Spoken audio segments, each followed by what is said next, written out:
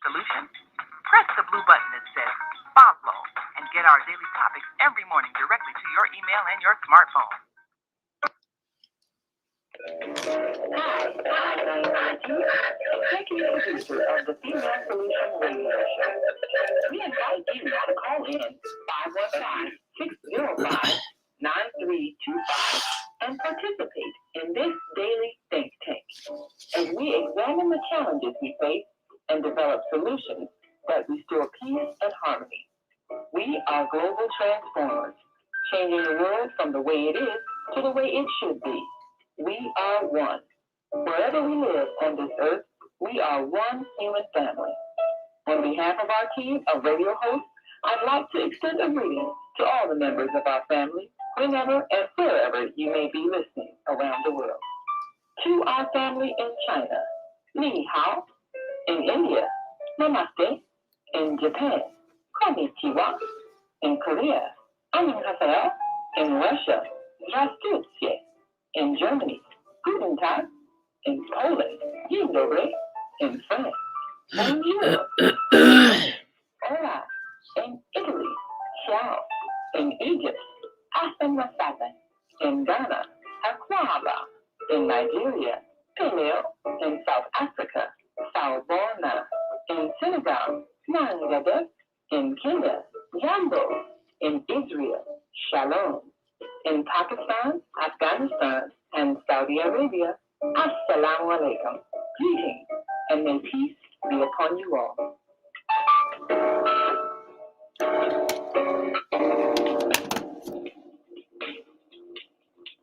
Is Monday morning a struggle to get out of bed into the swing of things? Don't worry, you are not alone.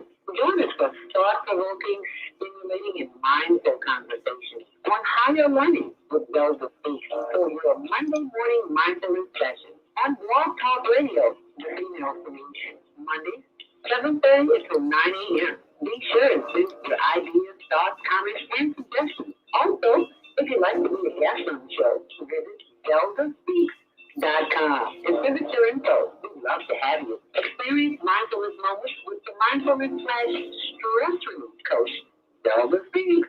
And thanks for sharing the mindfulness moments with us today. Stay on purpose, stay empowered, and stay tuned to the next session of mindfulness on higher learning with Zelda Speaks. Make it a mindful day. Thanks for listening.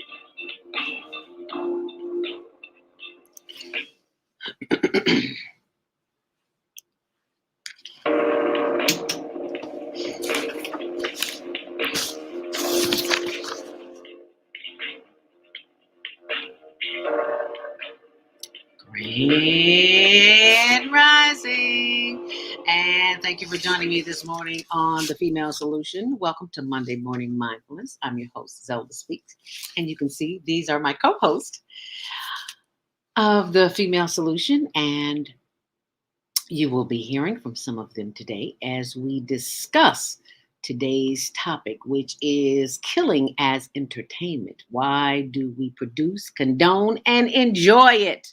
Yes, why is that? Well, we're going to discuss that this morning. We'll be joined by Brother Lionel Abdul Haqq of Community Cultivations, who'll be joining the conversation. And if you are celebrating your birthday today, happy Earth Day, birthday, born day. Thank you so much for joining us this morning. If you're on our social media platforms, let us always keep in mind that those who came before us made way for us to be there. So we give thanks for the ancestors this morning. We also say a prayer for the sick and the shut in, because not everyone has someone to help them, to take care of them in their time of need. So let us keep them in prayer.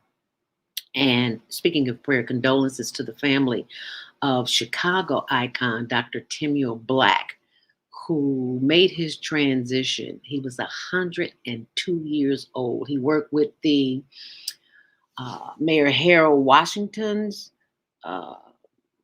mayoral campaign and many others. He's just a Chicago icon. And CBS 2 Channel 2 gave kudos to him today. So check that out on Channel 2. So very special condolences to a man who came before us to make our way easier. And that would be Dr. Samuel black. If you are listening online this morning and would like to comment, feel free to put your comments in the comment section. And we're on YouTube at Higher Learning TV Show. You see that when you see that logo, you'll know you're at the right place. And we're on Facebook. I'm ZeldaSpeaks, or Zelda Speaks to You, or to me. I got both of them anyway. And on Instagram, it's the HLN.homeless.project. And as you can see, the information that's scrolling on the screen, we're always looking for ways to help the homeless and our youth teen talent contest, which we will be announcing here today. So hang around. That information is coming. And be sure and mark your calendars for the Higher Learning Network TV show, which airs Tuesdays at 6, Wednesdays at 1 p.m. on Channel 19 and 24/7 on the World Wide Web, higherlearningnetwork.org, and our blog. My blog, ZeldaSpeaks.wordpress.com. I always put information up there. And if you are headed out and about this morning, it's, your regular Monday morning madness outside. But if you take a few deep breaths, you'll be safe when you get there. So just know that it's cold outside today. A few flakes are even possible. Highest today is 31 degrees. That's cold, y'all. That's cold. And 50 mile per hour windstorms. That's cold. That's Chicago Hawk. That's what we're used to. Don't like it, but that's what we're used to. And there's a wind advisory. So, get your scarf, your hat, everything. You're going to need all of that today. Traffic and weather is sponsored by Karen Kelly of itex.com. If you are a business owner or entrepreneur and you are in need of services or products, I tell you, we've bought everything just like you buy at Amazon. It's right there on iTex. It's business owners and entrepreneurs. You can buy anything. Anyway, there are no reported delays on Metro or CTA, but as we take a look at the Kennedy, that's a whole other story. 31 minutes inbound, 21 on the reverse. On the inbound on the Eaton's Lake Cook to the Junction is 25 inbound, 21 outbound. On the Eisenhower slope at Manheim, it is 32 minutes and 25 on the reverse. On the Stevenson, a little bit lighter, 27 in, 17 minutes out, slow from Harlem to Central. On the day in Ryan, you got your few delays from 95th Street. It's 24 minutes inbound, 19 outbound. On the Bishop Ford, 17 in, 15 on the reverse. Outbound on I-57 and 159th Street, that accident in Markham has been cleared up. And on DuSable Lakeshore Drive, it is 12 minutes in, 11 minutes on the reverse. That's your traffic and weather sponsored by Karen Kelly of itex.com. Be sure, and while you're on the blog today, on the internet weather, be sure and check out how I reverse type 2 diabetes at diabeticdonut.com. Because we all know somebody who ate a little bit too much, and you can be 10 years pre-diabetic and not even know it. That was me. Well, luckily I had an accident and discovered I had diabetes. So if I can get rid of it, everybody can. You always see me drinking this juice. I don't like it, but I like the results, so I drink it. Apple, beet, cucumber, lemon, ginger, kale, turmeric. We ain't drink it for taste, because taste is what got us where we are now. So just know that. And it is now time for your spiritual reading from Inspirational Conversations with Shalom with Israel. I'm reading from December 5th. I read what the Spirit tells me. And it says, sometimes we use our imagination without really thinking about it, like worrying. Really, Zelda? Yeah. Why worry?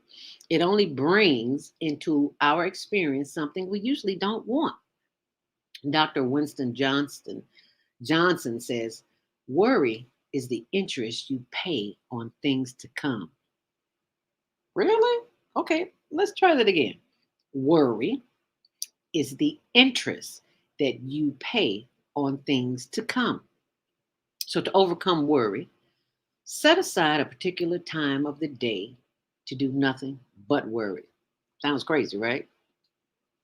That's right. Schedule some time in your daily planner and keep that appointment with yourself.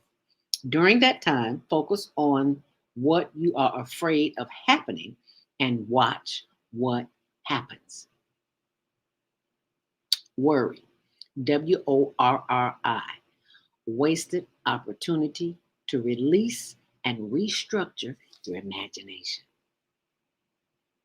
And I've got an ebook on it, so be sure and check that out on my blog, ZeldaSpeaks.wordpress.com. Don't worry, visualize what you want to happen. Power of thoughts. Words have wings, so keep that in mind. Anyway, it's available. The ebook on worry is available on my blog, ZeldaSpeaks.wordpress.com. And it's also available, the book is available, and proceeds benefit the Global Virtual Teen Talent Contest, in which we will be having a winner. We'll be announcing our winner shortly, so stay close. And right about now, let's see, we've got some comments here. Good morning. Who is that? Shannon Hackworth. Did I pronounce that right? Shannon Hackworth. Thank you so much for joining us this morning, Shannon.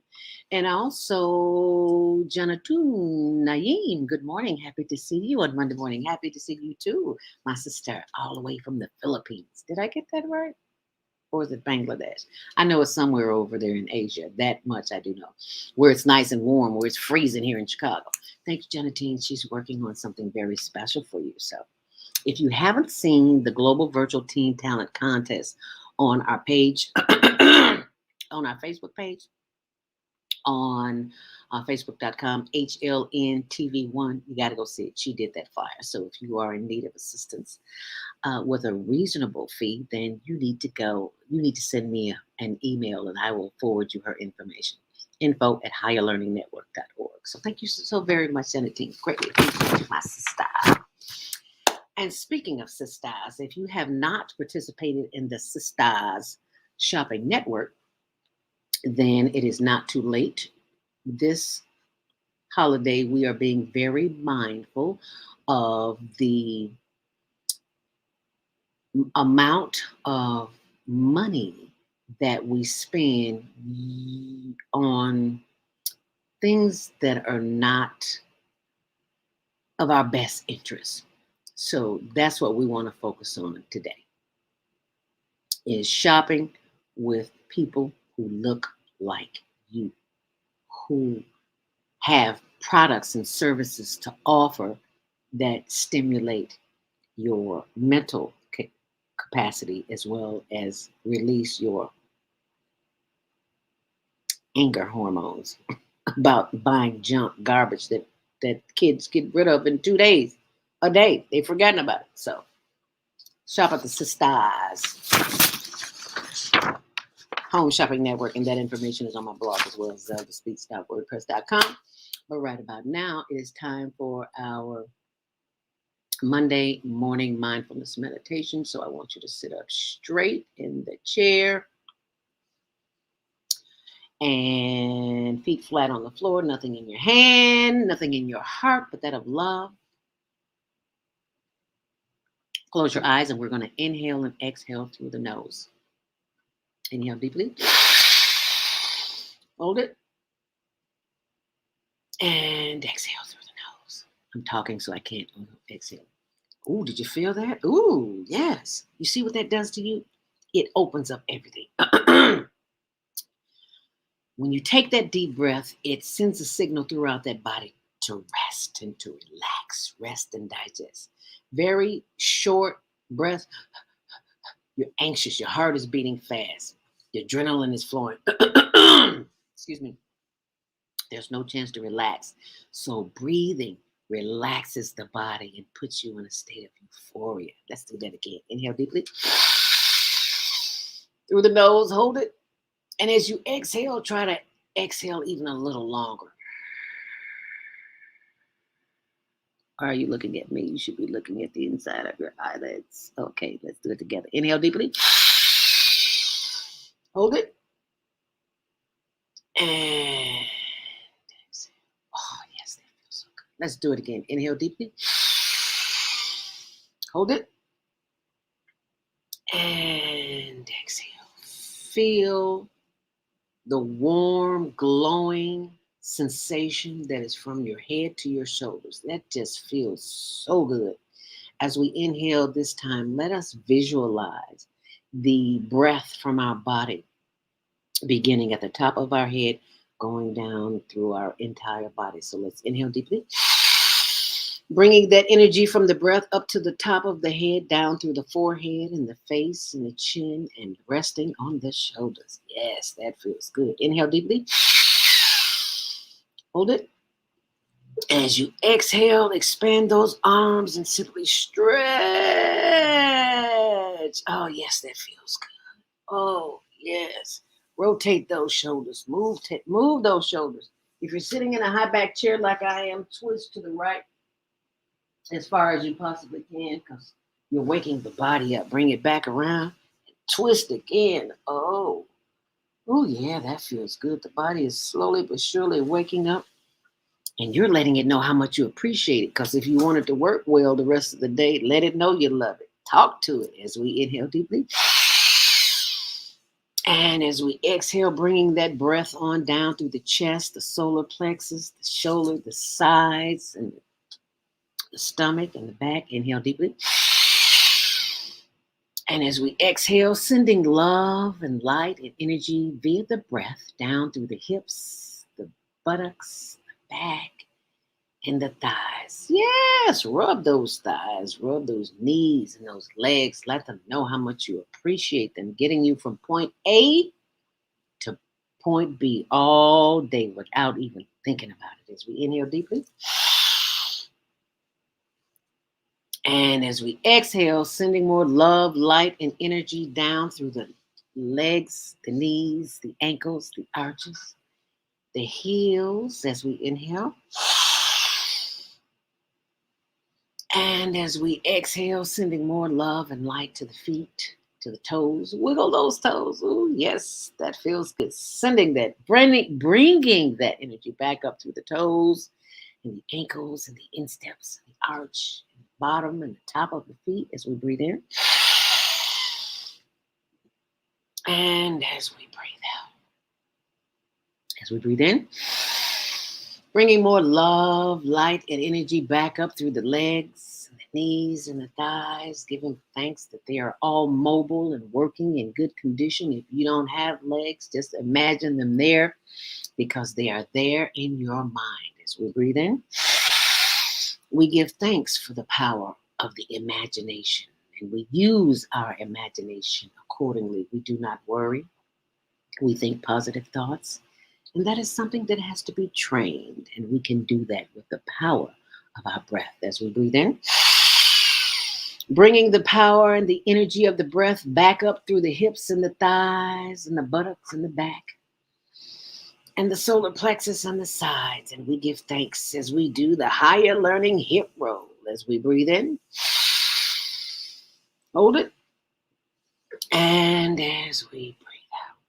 Once more, breathe in.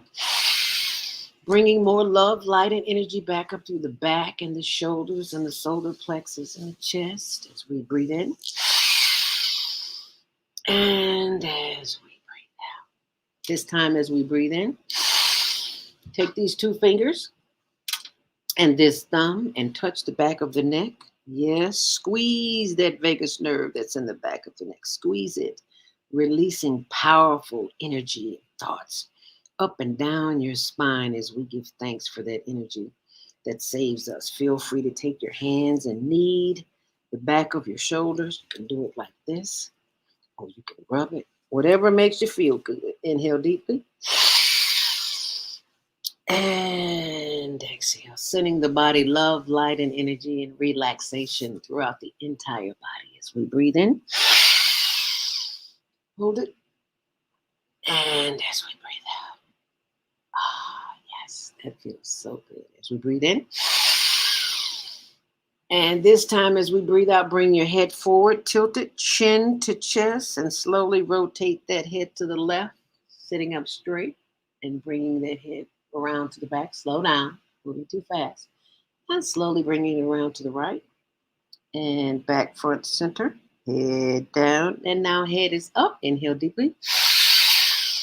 And as you exhale, bring that head back down, chin to chest, and slowly rotate the head to the right.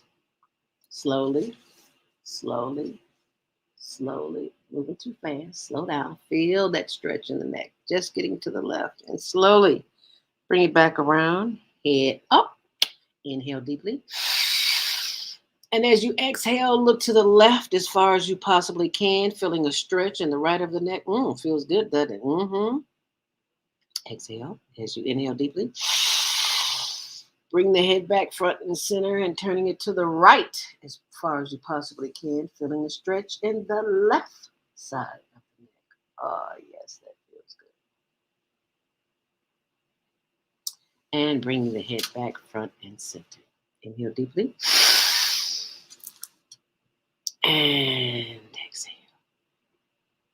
As we give thanks for the power of the breath, knowing that our connection to the breath is the breath from the ancestors and the Creator who has decided to let us wake up one more day and be of service to the community in which we live.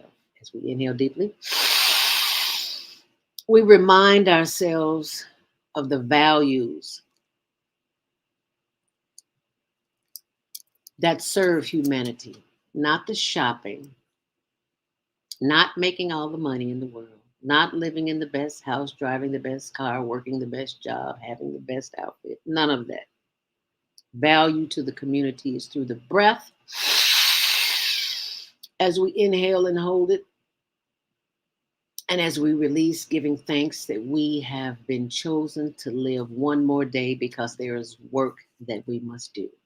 We have been given, each and every one of us have been given a natural gift, talent, and ability. And it is our responsibility to nurture that natural gift, talent, and ability so that we can be of service to others.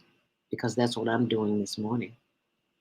I'm sharing my gift of gab with you, what the Spirit has given me to share with you. And I hope that you do enjoy this experience because this is the type of experience that can help you in times of chaos and confusion. When you breathe in, hold it, and breathe out. When you're stressed out, you don't even have to hold it. Just breathe in and breathe out. Because it is the power of the breath that slows the momentum in the brain. The brain is all over the place telling you, do this, do that. I got to do this. I got my to-do list. And it will drive you crazy. But if you take the time to breathe and use these two words, I am, whatever you choose, I am. Whatever you choose, I am happy. Even if you aren't happy, you've got to tell the brain that so that the body can catch up. I am happy. I am healthy. I am whole and complete, just as I am. I don't need anything outside of me because I was born with a gift from the Creator. I have everything I need. My mission is to get still and get quiet. And in that quiet time, when you do some deep breathing, that's when you hear the answers. As we inhale deeply and exhale. As we give thanks for the power of the brain, the thought that comes from the brain that we send out into the universe, we give thanks for the power of thought. As we inhale deeply and as we exhale, we give thanks for the heart that is beating. It cannot beat or it will not beat if you are no longer here.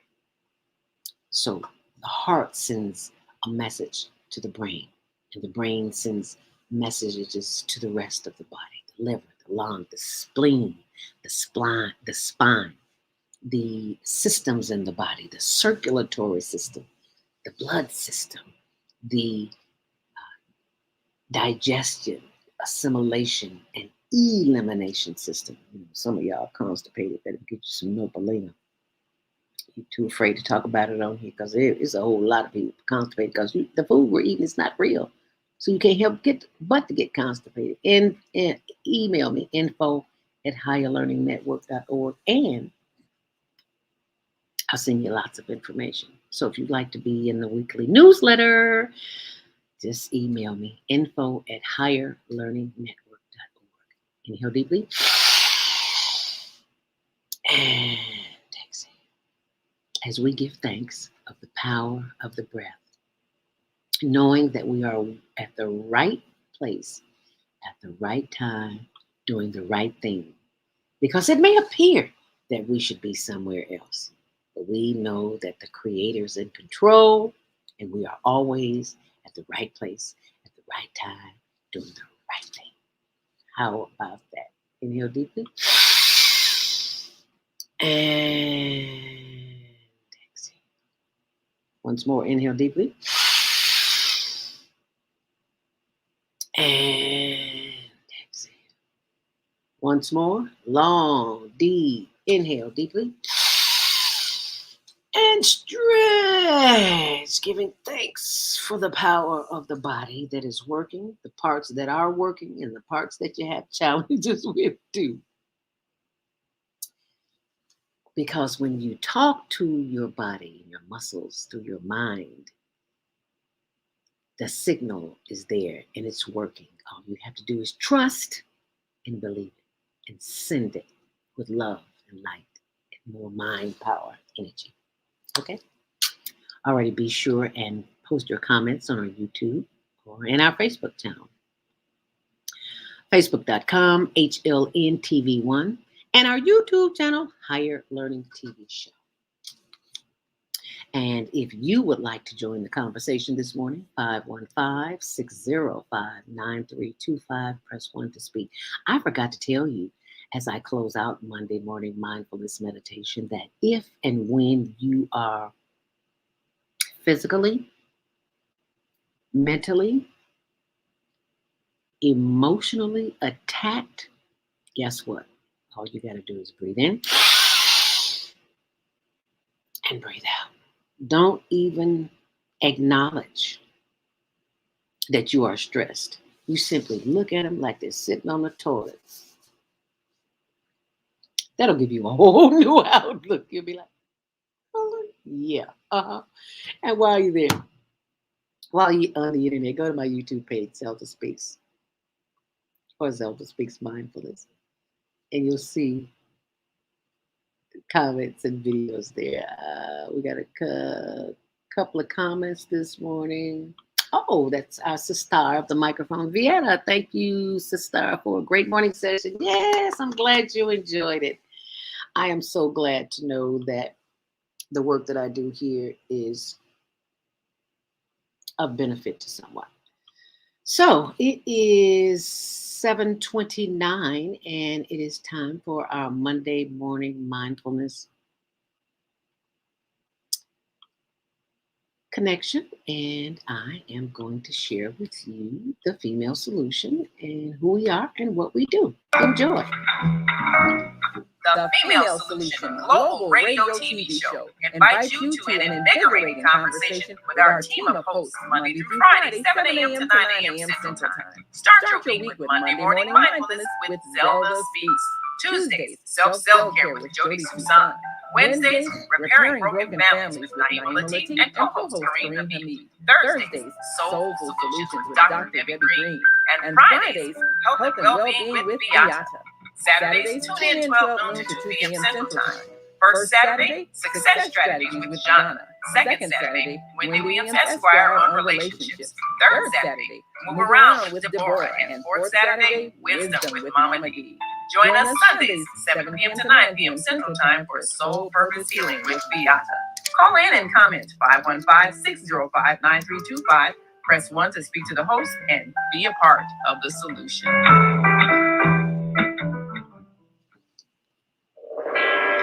Are you constantly arguing with your spouse? Are your children preventing you acting out?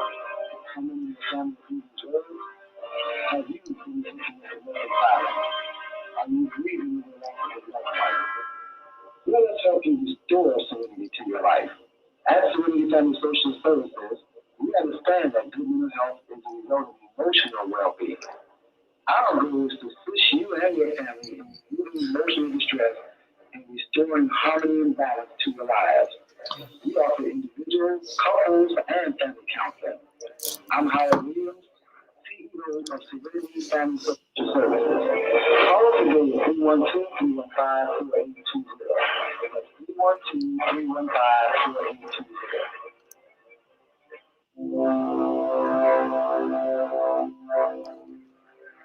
Do you want to live in a world without war? Join our global peace movement. Heavenly Culture World Peace Restoration of Life transcends culture, religion, ideology, and other boundaries to achieve peaceful harmony in the global society. HWPL is committed to bringing world peace and cessation of war through peaceful dialogue between religious groups. I'm Directorship Kim of HWPL Chicago branch of North America.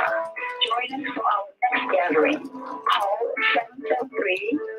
773-580-1501 and be a part of the movement for world peace. Email us at chicagohwpl@gmail.com. We have an opportunity to transform the whole global society in the next 50 years. 50 years from now, the earth will be populated by a new generation of adults, many of whom are yet unborn. Our mission is to nurture them in childhood with love, guidance, and protection, and to raise them in healthy, happy families. If we impart values of compassion, generosity, and respect for fellow human beings in the next generation of children, they will create a world where people can live together in peace. This is our goal. Be a part of the transformation. Get your copy of the book, The Female Solution. Go to www.naimalatif.com. That's www.naimalatif.com.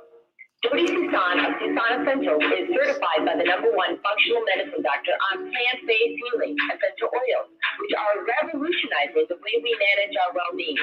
Schedule today to take control of your health.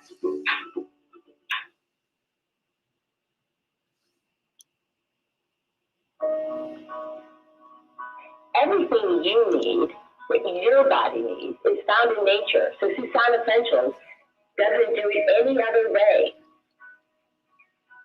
Susan Essentials provides your employees and individuals access to over 20,000 nutritional products, and they are shipped direct to your door. Because Susan Essentials is certified in plant-based healing, we're committed to offer you the best nutritional supplements on the planet. They're non-GMO and sustainably produced. And we take the guesswork out for you. Good morning. So, Shalom, you calling in? Okay. Let Susan Essentials help you take control of your health today. Hi, this is John Alexander. And I'm Lionel. Meet people like you who are making a positive difference in the world. Watch us every day on the media section at www.youtube.com/themediaconnection.tv. There are people who choose to make a positive difference in the world.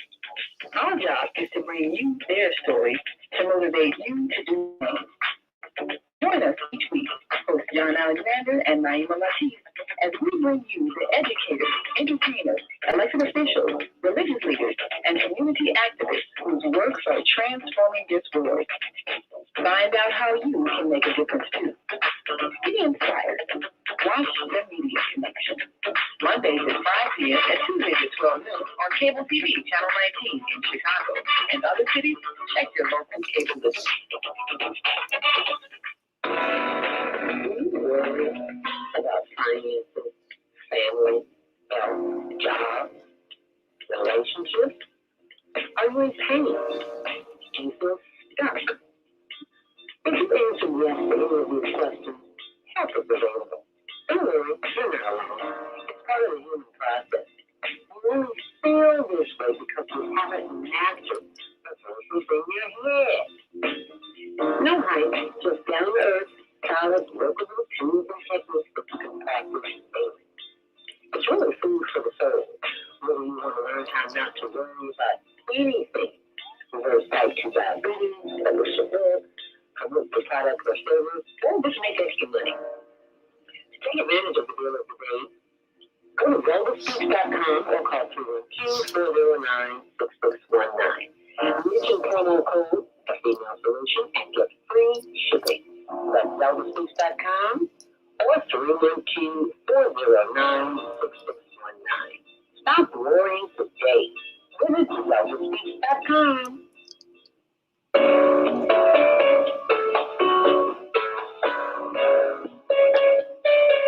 This is Minister Cynthia Marie Williams, spiritual counselor and advisor. I invite you to a private reading in the areas of business, health, finances, relationships, for introductory cost of $20. Please call because there is a higher power that can help me help you. 312-802-4743. Peace and blessings to you all. Call me. 312-802-4743.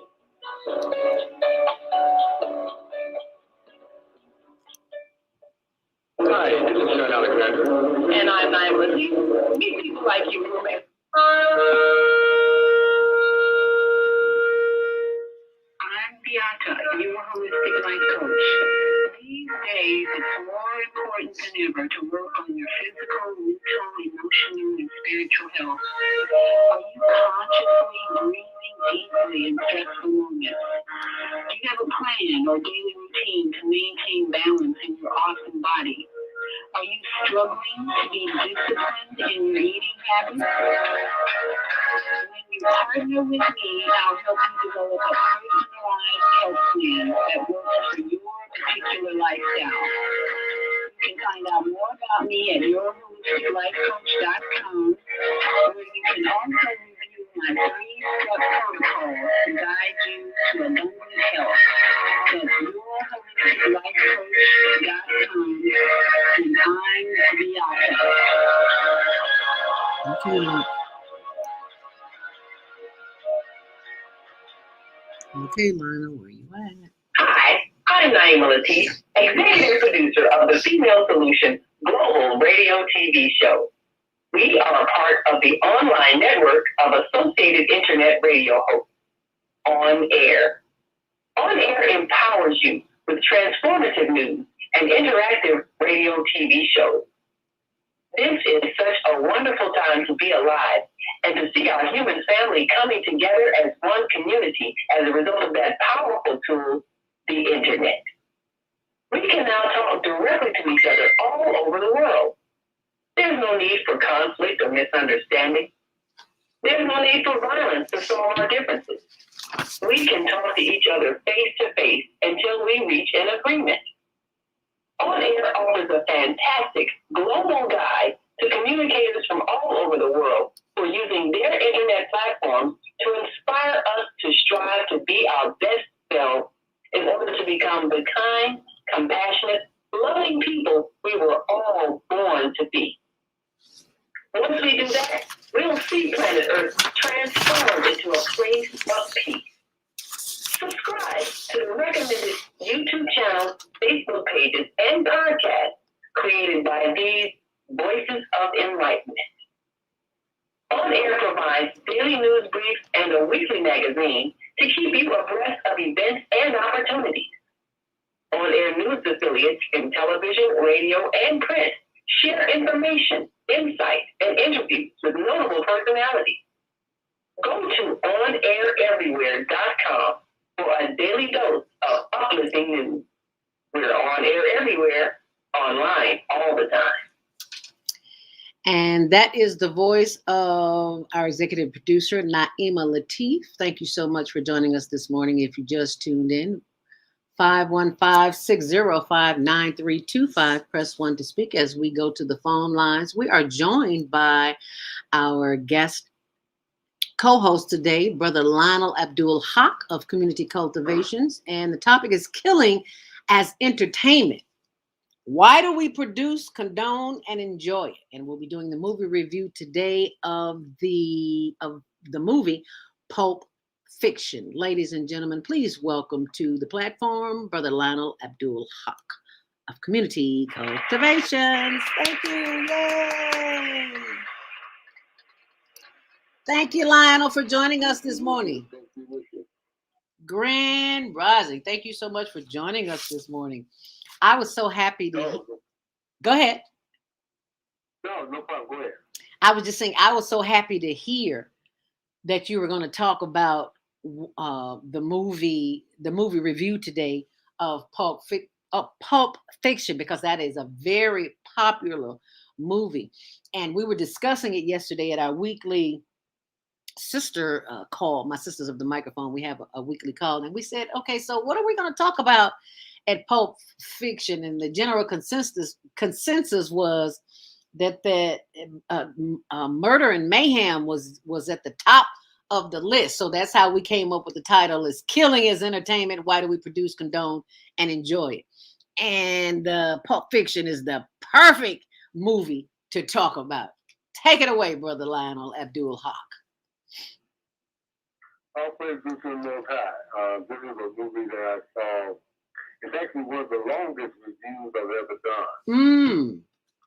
I'm going to cut it short and skip over some of it. But I think it's important, better to read it and then discuss it because I put a lot in it. Okay. It starts with a quote. In the beginning was the Word, and the Word was God. End quote. This is a biblical phrase that is most appropriate for opening this review of the movie Pulp Fiction, starring Samuel L. Jackson, Uma Thurman, John Travolta, and Bruce Willis. For it brings to mind the stark contrast in the nature and spirit of words as applied in both contexts. The Bible is a sacred and revered source of guidance for millions of people worldwide. They accept as credible the conviction that it was inspired and established by the one God, despite the vainglorious character of those who fostered and promoted it before, during, and after it was made the law of the land. A law enforced with such cruel and unusual punishments as public torture and burning people at the stake for heresy, the capital crime of adhering to a religious opinion contrary to church dogma. The most commonly used or popular Bible is the King James Version, which boldly admits to have been diligently edited and revised out of the original language and context. You don't have to be an English major to know that to edit, revise, and take words out of context will distort and confuse the meaning thereof and adversely affect the intended result. If the Word in the beginning was the one God, then it was also in the beginning true. The intended result of the true word of the one God is clear guidance towards human fulfillment, social justice, and universal peace. Thy kingdom come, thy will be done. Pulp Fiction is more than a title for this popular Oscar-nominated movie, produced and directed by Quentin Tarantino, who also plays Jimmy in the Bonnie Situation segment. It is also a clever and concise reference classification for the kind of high on sensation, low on substance, paperback novel and tabloid stories that have unfortunately become the standard and staple literary diet of choice for the general populace. Fiction is a made-up story born from someone's imagination that is measured excellent by virtue of its apparent likeness to what is true or real. In short, it is a lie. that original sin, the forbidden fruit that is good mixed up with evil. The word, true in the beginning, edited and revised according to someone's vainglorious imagination out of its original context, is indeed a matter of serious concern. A concern that is magnified by the realization that the high and mighty of today, with the powerful effect of mass media programming, are able to do it with more diligently than ever before. The human psyche is a highly sensitive and impressionable medium. It metabolizes words into ideas and images that directly influence individual thinking and social behavior. The willful, deliberate act of changing, distorting, and confusing truth and reality into lies and fiction is phase one of a malicious plan. A metaphorical character called Lucifer in the Bible and Iblis in the Quran conceived this plan out of arrogant contempt and envy to obstruct the path of human development. See the Bible, Genesis chapter 2, Holy Quran chapter 7, section 2. A plan to corrupt the psychic soul of man through overexposure to fictitious ideas and images that blaspheme the one God, undermine mortal character, exalt the antics of fools and the folly of fantasy. Under the guise of cultural arts, amusing fun and entertainment, this vainglorious character, aka the devil, vows to seduce and deceive the human family away from mortal strength into the depth of wickedness beyond perversion to become profane. Quote, Iblis said, because thou, the one God, hast thrown me out of the way, lo, I will lie in wait for them, Adam, in thy straight way. Then will I assault them from before and from behind, from their right and their left. Nor will you find in most of them gratitude for thy mercy. End quote. Surah 7, 16 and 17, verse 16 and 17. Profane in a word is my review of this movie, Pulp Fiction. And it is for the sensational nature and spirit of popular culture. It is defined in Webster's dictionary as to treat something sacred with abuse, irreverence, and contempt, to desecrate, violate, and debase by a wrong, unworthy, and vulgar use. End quote. From beginning back to the beginning, and that's a very interesting way of putting it. From beginning back to the beginning, Pulp Fiction is a bizarre collage of ideas and images that confuse right and wrong, good and evil, tyranny and social justice. Through the lives of these unusual characters, we are given the revealing overview that the common denominator affecting all of us is pop culture. A psychosocial crockpot that over the past 50 years has stripped the general public of their innate modesty and humble dignity. Those immortal images at the Wax Museum with a Pulse called Jackrabbit Slims illustrate in one pivotal scene generations of mass media programming, ideas and images that gradually but drastically changed our behavior and quality of life. Pulp Fiction is this anything goes, let it all hang out popular culture, wherein nothing is respected except the might of Pharaoh. It is part of a patented secret formula for political manipulation and exploitation of human resources known as the sacred cow cow or the golden calf. The principal idea of this social orientation is to foster and promote a false, fictitious, and artificial human image that has novel appeal. Through the use of rituals and pageantry, extravagant costumes and rituals and jewelry, deceitful tricks and mannerisms, these wolves in sheep's clothing seduce the common people into accepting them as divinely inspired leaders worthy of praise and absolute authority. This stolen legacy was diligently edited and revised out of the original language and context of ancient Egypt, ancient Egyptian pharaohs, long before King James, first by the Greeks, then the Romans.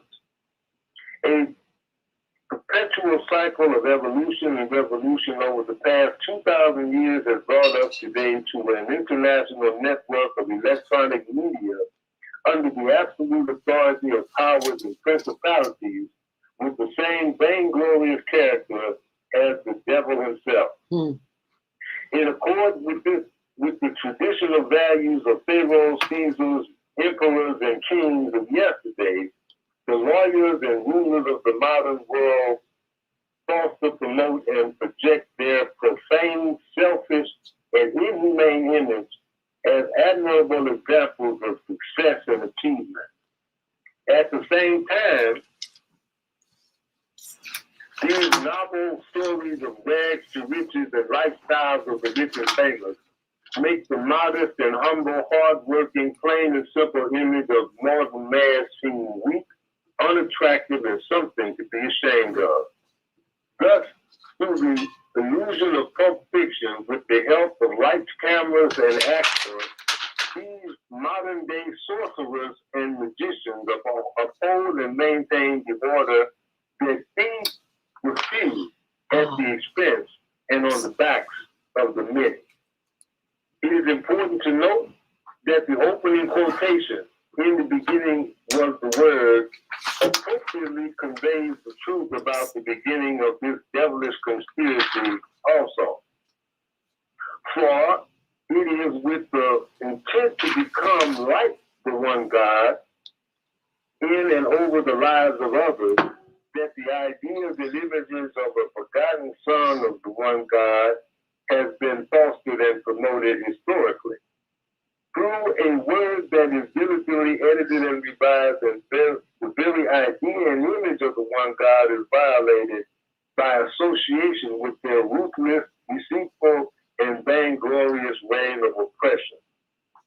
The characters and scenes of Pulp Fiction, the ideas and images they project, are the same standards and values of materialism as the high and mighty. It is our contention that the appetite and admiration for their faith, for their wasteful lifestyle, will start to lose its glitter and shine. That contempt and distrust for the powers that be will grow stronger than the fear of the one God they claim to represent. Then the frequency and shocking nature of crime will be a sign of the time for revolutionary change is near. Butch the boxer and Jules the hitman dramatically illustrate two examples of revolutionary social change that led to the disgrace and inevitable demise of Marcellus Wallace, godlike authority over and in and over their respective lives. In conclusion, the truth that God is and is God naturally condemns to be damned the fictitious idea and vain image of pharaohs, Caesars, emperors, chosen people, and master races. Through the universal law of cause and effect, expressed concisely in the phrase, you reap what you sow, and what goes up must come down, the profanity that such devils put out by aspiring to occupy the very seat of the one God will predictably and prophetically come full circle to confront and judge being untrue to what they are. Untrue to what they are, and that is being read from. Is that the Holy Quran? No, that was my review. Oh, that was your review. Okay. That was my review. Okay. I read that. I wrote that. It had to have been back in the 90s, the 80s or 90s. Wow, it's been a minute. And it's long-winded, but it's full of a very good commentary, I think, because the movie was where I said from the beginning, back to the beginning, that phrase. The movie starts in the beginning. Starts out with a scene of two people in a cafe. Yeah. And they're robbing the cafe. And it comes back to that same, at the end of the story, when Samuel L. Jackson, who is in the cafe, changes the whole situation. And it changes his life. He stops being a hitman out there. Right. Yeah, well. Yeah, so it was very interesting, very profoundly interesting movie. Very interesting. But its impact, it really illustrates the impact that this pop culture, this novel culture. A novel is a book that doesn't have a hook. It's very sensational. It's not about really learning anything. It's about experiencing some character and going through everything that they go through in terms of the pain, the suffering, the elation of sensationalism that they go through. The characters that they're created. It's a fictional story. It's not a true story.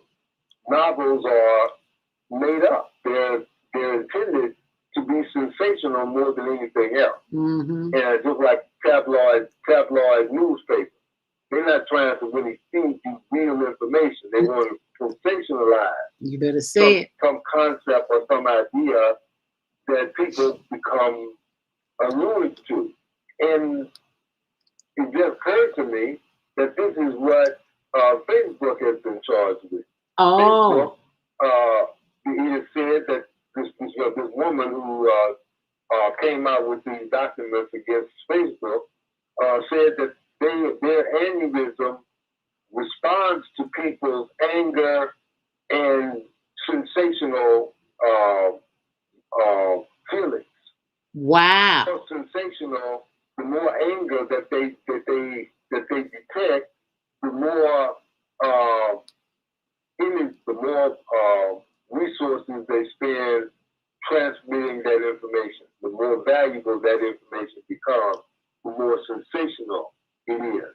So they basically tapped into the reality of Pulp Fiction, the concept that I'm describing in this review of being sensation-oriented, like tabloid magazines, what they call the rags that they have at the newsstand. Right. And just expanded it into the Facebook platform. Wow. How ironic is that? That just occurred to me just now. The connection between the two. The novel, magazines, and tabloids, and Facebook. They're not, their whole mission is to generate controversy through the sensational articles and stories that they have in rag magazines and book and newspapers. Facebook does the same thing online. Wow. Vieta Robinson says, Holly weird, full of writers and actors creating their own fantasies, becoming conscious. We avoid their strange creations and promote true divinity. We're going to talk about that when we come back. Thank you for sharing that information, Vieta. We're going to take a quick break and we'll be right back. So stay close so we can further discuss that. Hi, I'm Dr. CJ of Valona Health, where we combine orthopedic manual therapy and neuroscience to treat the whole person. Health tip for the day is keep it moving.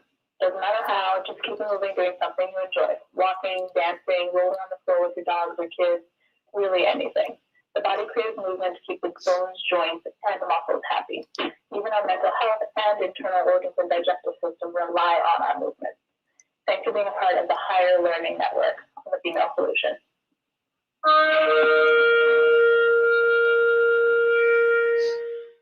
Bianca, your holistic life coach.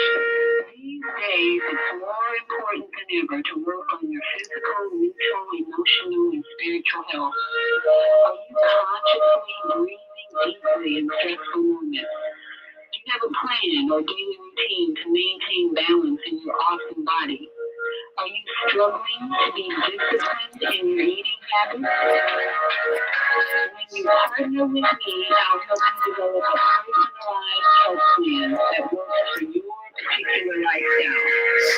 You can find out more about me at yourholisticlifecoach.com, where you can also review my free protocol to guide you to abundant health. That's yourholisticlifecoach.com, and I'm Bianca.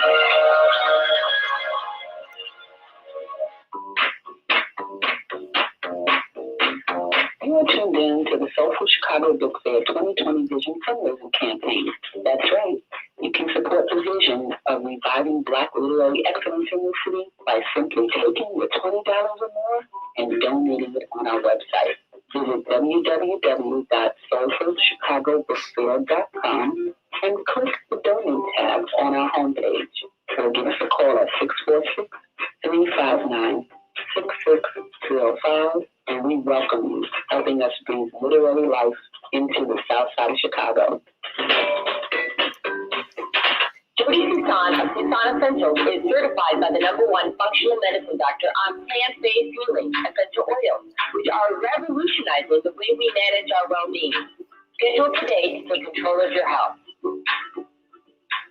And that is the voice of Jody Susan of Susan Essentials, who will be joining us tomorrow, who will be facilitating the show tomorrow from 7 until 9 a.m. Central Standard Time right here on blogtalkradio.com, The Female Solution, and on our YouTube channel, Higher Learning TV Show.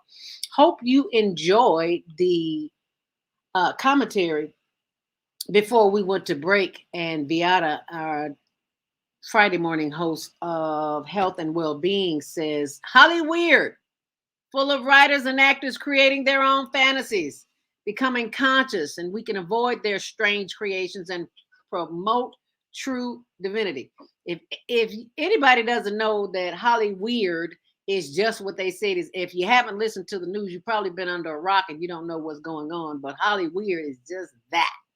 Trying to make men, especially Black men, put on dresses. So that is always an area of concern. But when you allow, Lionel, when you allow someone else to dictate what your future is by the programming that you allow them to, like you talked about generations of mass media programming, this was going on before we even got here. Before we were even on the planet, this has been going on. So what makes us think that it can be anything different in the future? And how do we go about doing that? If you'd like to share your thoughts and comments, 515-605-9325. Press 1 to speak. You can also post them on our YouTube page, Higher Learning TV Show. I'm sorry, Higher Learning. Did I say YouTube? Higher Learning TV Show, yeah, on YouTube and on Facebook, HLN TV1. Why don't I just find them and put them up there? What'd you think about that, Lionel? Well, I think it's very true that these people create these images and they promote these images as being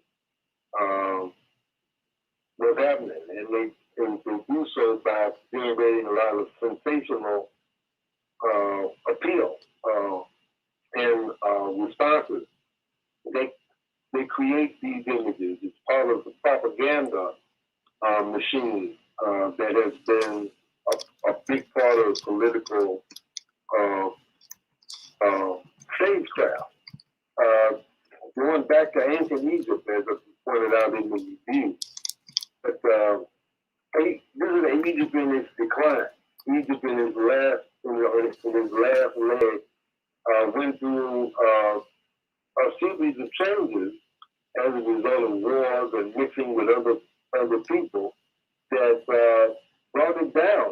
It began to change a lot of its governmental perspective. And so the Greeks conquered Egypt and took it over, and took over the mantle of leadership in the world that exercising to an even greater degree the physical aspect of divinity, the idea that God is a man. Their interpretation of what they saw or what they got from the ancient Egypt was that God was a man, and therefore they began to create the same stories that they interpreted from the Egyptians into the Greek philosophy. The concept of Thor, not Thor, but Hercules, is a Greek concept of a son of God, and that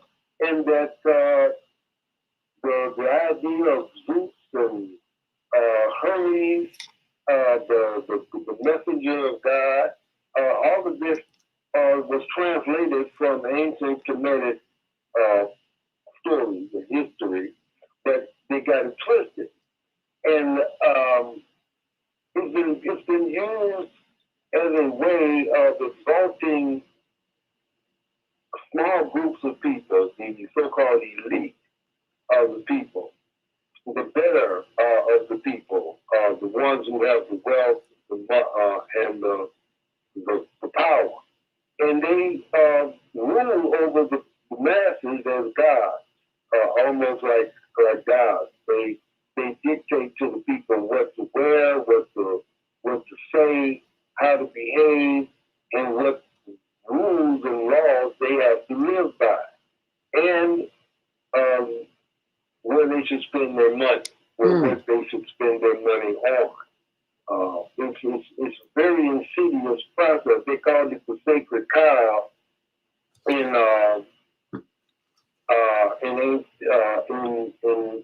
Greece and Rome, and it became a secret society of people who had the knowledge of how to exploit the masses of people by oversaturating them with sensations that keep them from evolving mentally and spiritually, to keep them into, to lock them into behavior that undermine their spiritual development and keep them on the level of children, adolescents, and brute beasts that can be herded, that can be easily herded with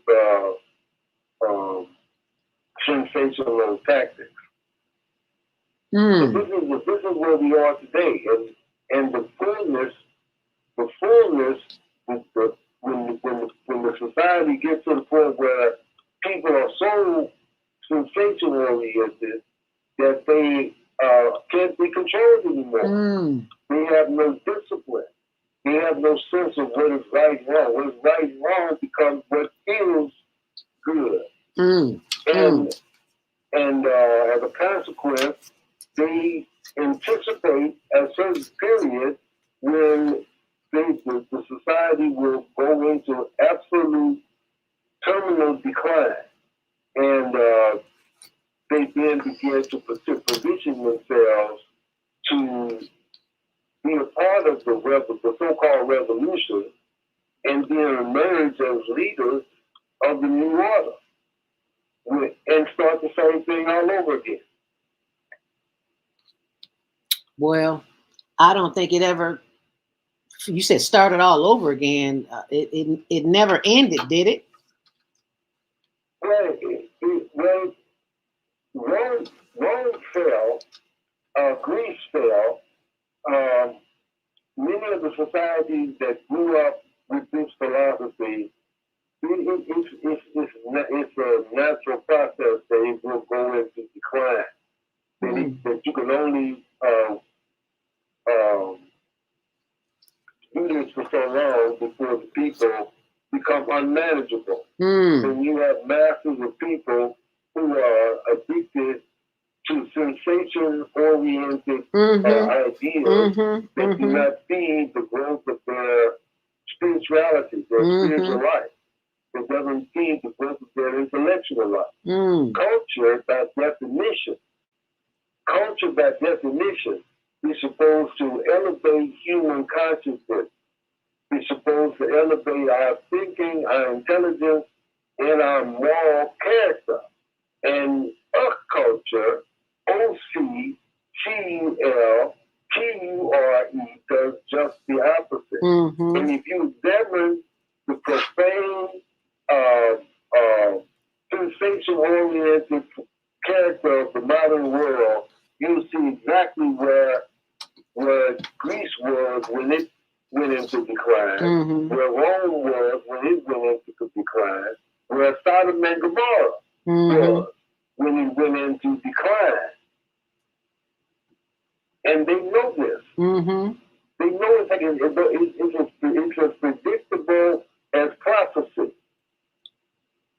It can't last. In the words of former President Barack Obama, it is unsustainable. I love that. So they watch the signs. They see where people are, and they say, "Well, it's over. We may well start getting ready to start a new society." And that's what these people. That's what's behind these movements for these what they call white supremacist groups who are trying to take over and destroy the government. They see a decline. They see the time is right for a new world order. In the words of former President Bush. Powerful. I think that. But they have a plan, and Allah has a plan, and Allah is the best of plans. Well, thank God we have Allah, the Creator, and those in which we respond to and call them creators, because as Granny used to say, we go into hell with gasoline drawers on. I know that sounds corny, but it is so appropriate. We are addicted to sensationalism. Yeah.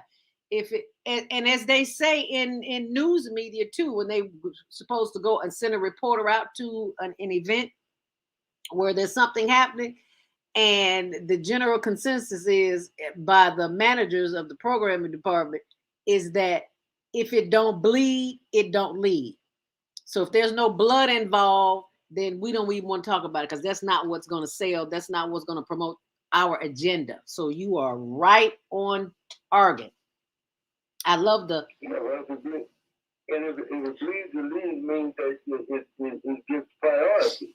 Right. The most important thing. It is the thing that's going to get us higher rating. Yes, because it's all about rating. It's all about the dollars. They don't care nothing about values.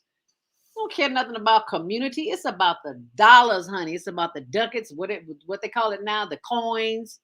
It has always been about that, and we are just beginning to realize and say that. I love what you said, the phrase you coined, Lionel. You said psychological social crock pot. Expound on that a little bit more. The mindset that they want to feed the people.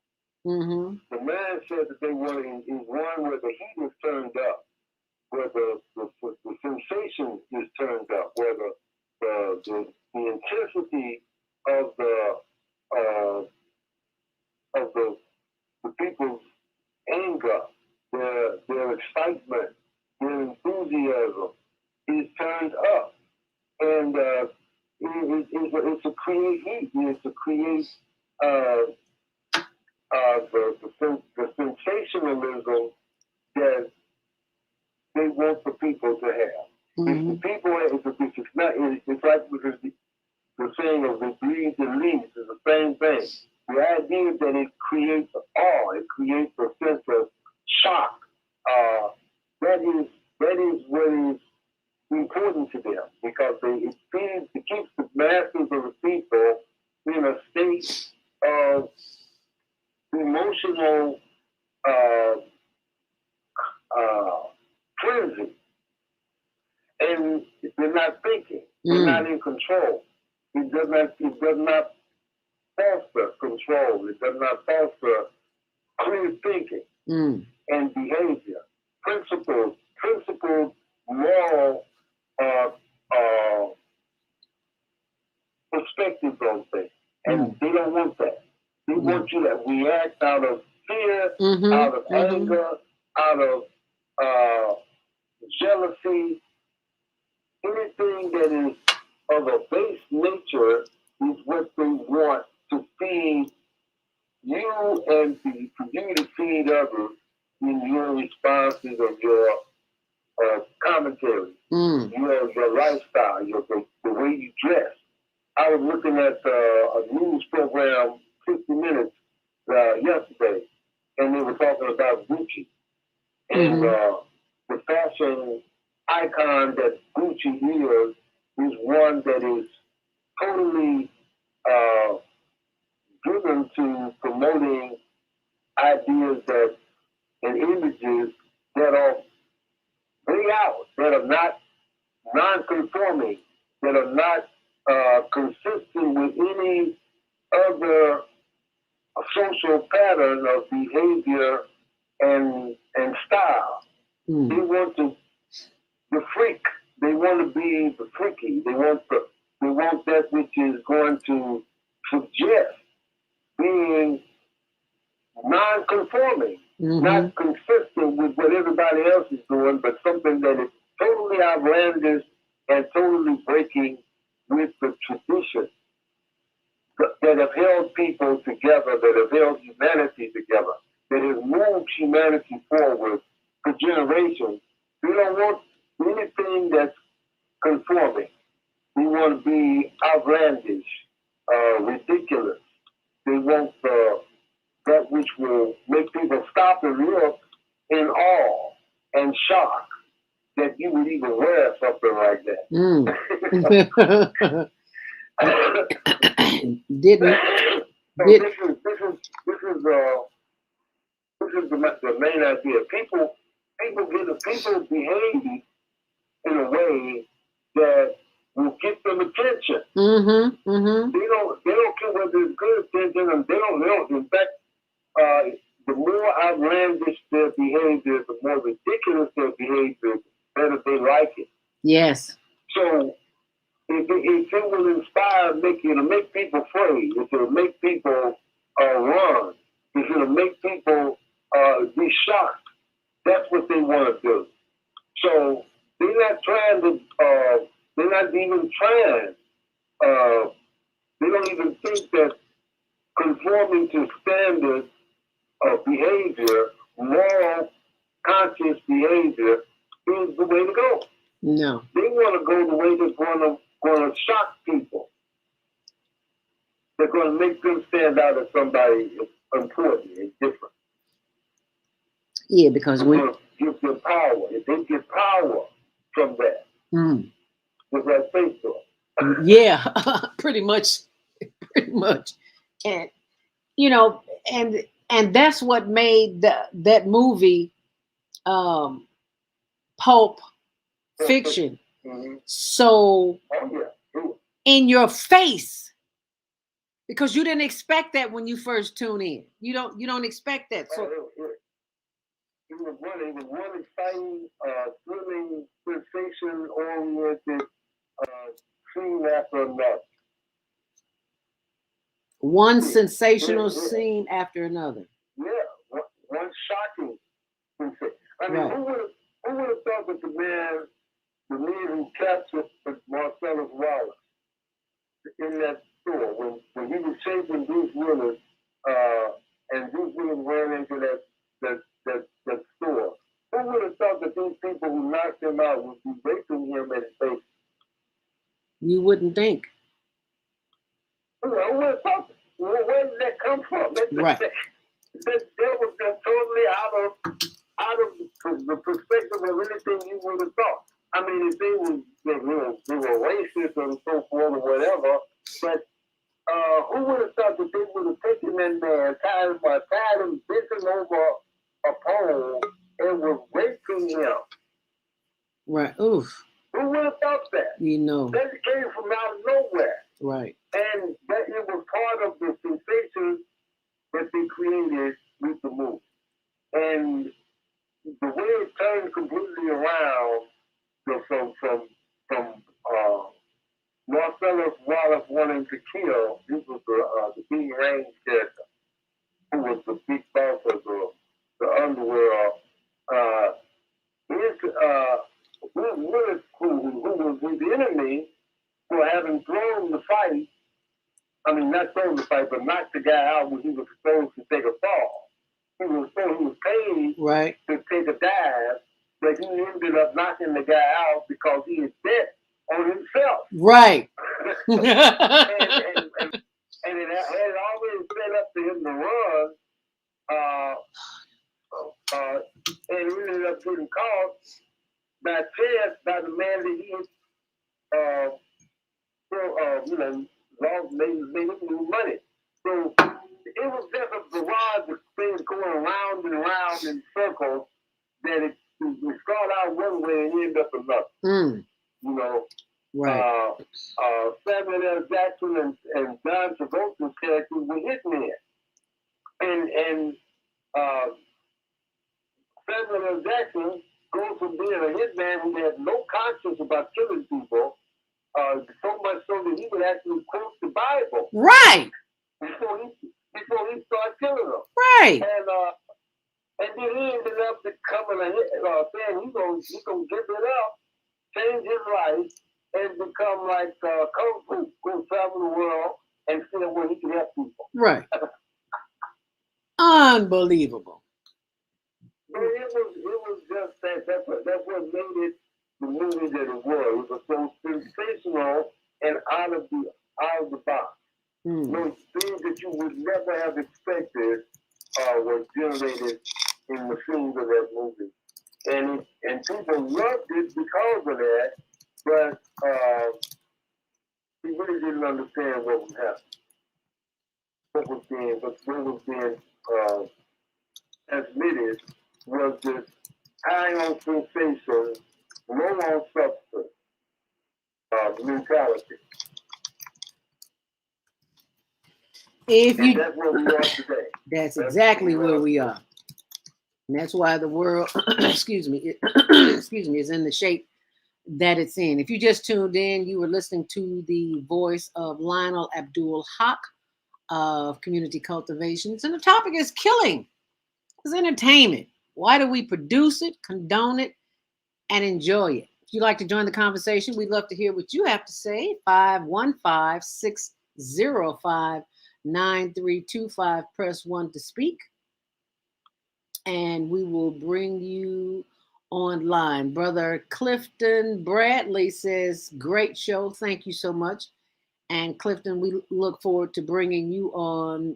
You can post your comments on Facebook, HLN TV show, or our YouTube channel. And they are both right there. I'm pulling them. There you are. Thank you for subscribing and posting your comments, facebook.com, HLNTV1, and on our YouTube channel, youtube.com, Higher Learning TV Show. We've got a hand up in the air, 706-202.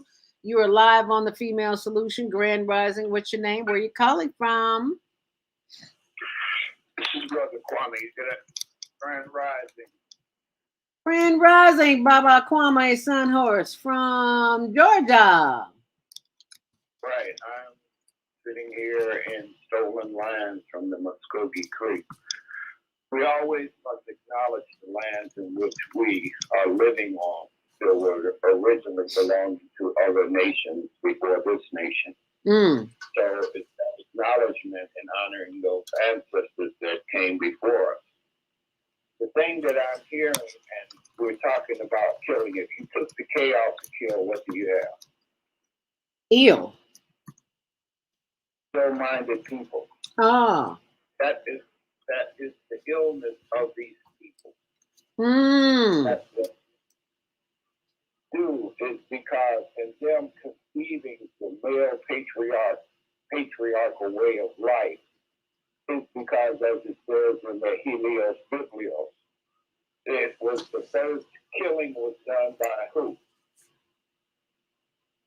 The colonizer. Cain slew Abel. Oh, yeah. Cain slew Abel, and when Cain slew Abel, it was because Eve was given the curse, but she was also the person that reproduced life.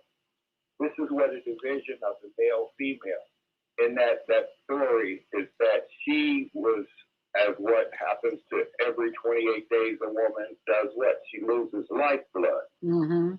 Man does not lose blood. So man decided to kill man. He produces death blood by killing other men. The concept is that his envy of the woman being able to produce life, he would kill another to spill the blood of another human being to take that as death blood. He produces life blood. He produces death blood. Never looked at it like that. This country is founded, this civilization that they in themselves have done. Yes, we had battles and things we did, and we fought to unify and to bring about the civilizations that we founded. And so what we're seeing now is that in this whole situation of the virgin soil, this is what they came here dealing with when they introduced smallpox to the indigenous people here. And this is where we have the big controversy about them talking about the 1619 project, is because 1619 was a very pivotal point in that there were hundreds of thousands that were lost in colonizing with the disease of smallpox. Then we go and do what? 2019. All of a sudden, we have the COVID, and we're being losing all of these lives on the planet. So you're looking at a repeat, the circle of life, and because we haven't identified the problem and the illness of the person that is implementing, they are the creators of racism, sexism, all of the isms, and the isms just stands for the ill sick mind. This is why Carl Jung said in his last interview, and he said in the interview that we created psychology is because we had to understand that we know that this man is evil. They know that this person of who they created, this concept that they stole from the Egyptians, because Freud was an Egyptologist, and he took the stab and made it to sex, and then he took the word psychology, which really means spirit, not mind, because the spirit grows the mind. That's how you come into existence. That's why we say spirit, mind, body, because that's the concept. The spirit comes from above into the womb and conceives and grows from the mind. The brain grows the body. And then that concept of the body, and then we come on to the earthly plane in the nerve suit that houses the spirit. Anyway, you try to kill that, but you can't. And man has been trying to undo what the Creator has done in creating all that is that we know that is. You are Absolutely right on target. It is 8:30. If you just joined the conversation, we are live on Facebook.com, HLN TV show, and on our YouTube channel, Higher Learning TV show. The topic is killing as entertainment. Why do we produce, condone, and enjoy it? That was the voice of Baba Kwame Sunhorse. Very enlightening, always giving us, sharing us with us information that we need to know. So you stay close, and we're going to take a quick break. We'll be right back.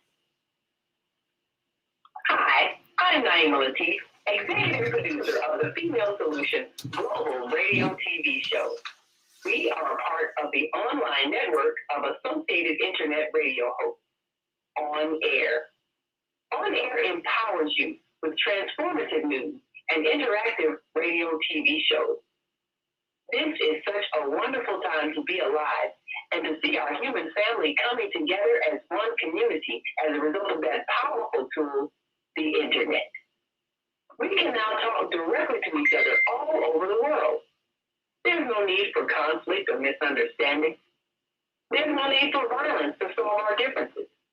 We can talk to each other face to face until we reach an agreement. On Air offers a fantastic global guide to communicators from all over the world who are using their internet platforms to inspire us to strive to be our best selves in order to become the kind, compassionate, loving people we were all born to be. Once we do that, we'll see planet Earth transformed into a place of peace. Subscribe to the recommended YouTube channels, Facebook pages, and podcasts created by these Voices of Enlightenment. On Air provides daily news briefs and a weekly magazine to keep you abreast of events and opportunities. On Air news affiliates in television, radio, and print share information, insights, and interviews with notable personalities. Go to onaireverywhere.com for a daily dose of uplifting news. We're on air everywhere, online all the time. The Female Solution Global Radio TV show invites you to an invigorating conversation with our team of hosts Monday through Friday, 7 a.m. to 9 a.m. Central Time. Start your week with Monday Morning Mindfulness with ZeldaSpeaks. Tuesdays, Self-Care with Jody Susan. Wednesdays, Repairing Broken Families with Naima Latif and co-host Kareem Hamid. Thursdays, Soulful Solutions with Dr. Debbie Green. And Fridays, Health and Wellbeing with Beata. Saturdays, tune in 12 noon to 2 p.m. Central Time. First Saturday, Success Strategies with Jana. Second Saturday, Wendy Williams Esquire on relationships. Third Saturday, Move Around with Deborah. And fourth Saturday, Wisdom with Mama D. Join us Sundays, 7 p.m. to 9 p.m. Central Time for Soul Purpose Healing with Beata. Call in and comment 515-605-9325. Press 1 to speak to the host and be a part of the solution. And thank you for being a part of the solution this morning on the Female Solution by sharing your thoughts and your comments at 515-605-9325. Remember to press 1 to speak.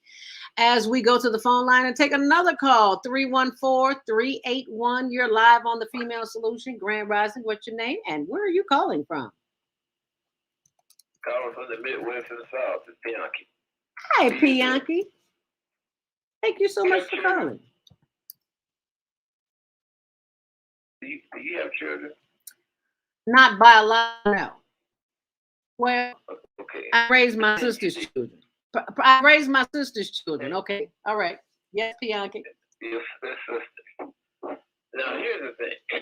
When groups of humans went around the world, they carried with them that which they acquired, where they evolved at. Mm-hmm.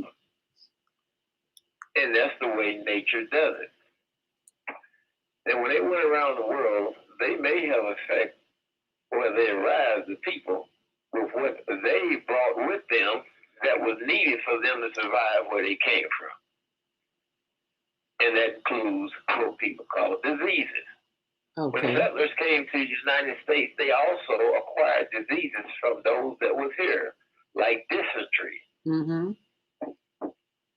That's called natural selection. Okay. That's the way nature does. It's the survival of the fittest. When your sister was impregnated, the male ejaculated billions of sperm and orts into her vagina, and immediately her defense system began to kill them. And it was only one that made that long journey where it could impregnate that egg. That's called natural selection. No hocus pocus, no magic. I guess you could call it magic, but that's just the way it was. When Indians came across Beringer, better known as Bering Strait, they met people that was here that was indigenous, and they warred with them. Matter of fact, the indigenous, the Aztecs, the Mayans, the Taino, each other. And the Aztecs were some vicious, they had the vicious military, and they was killing up left and right.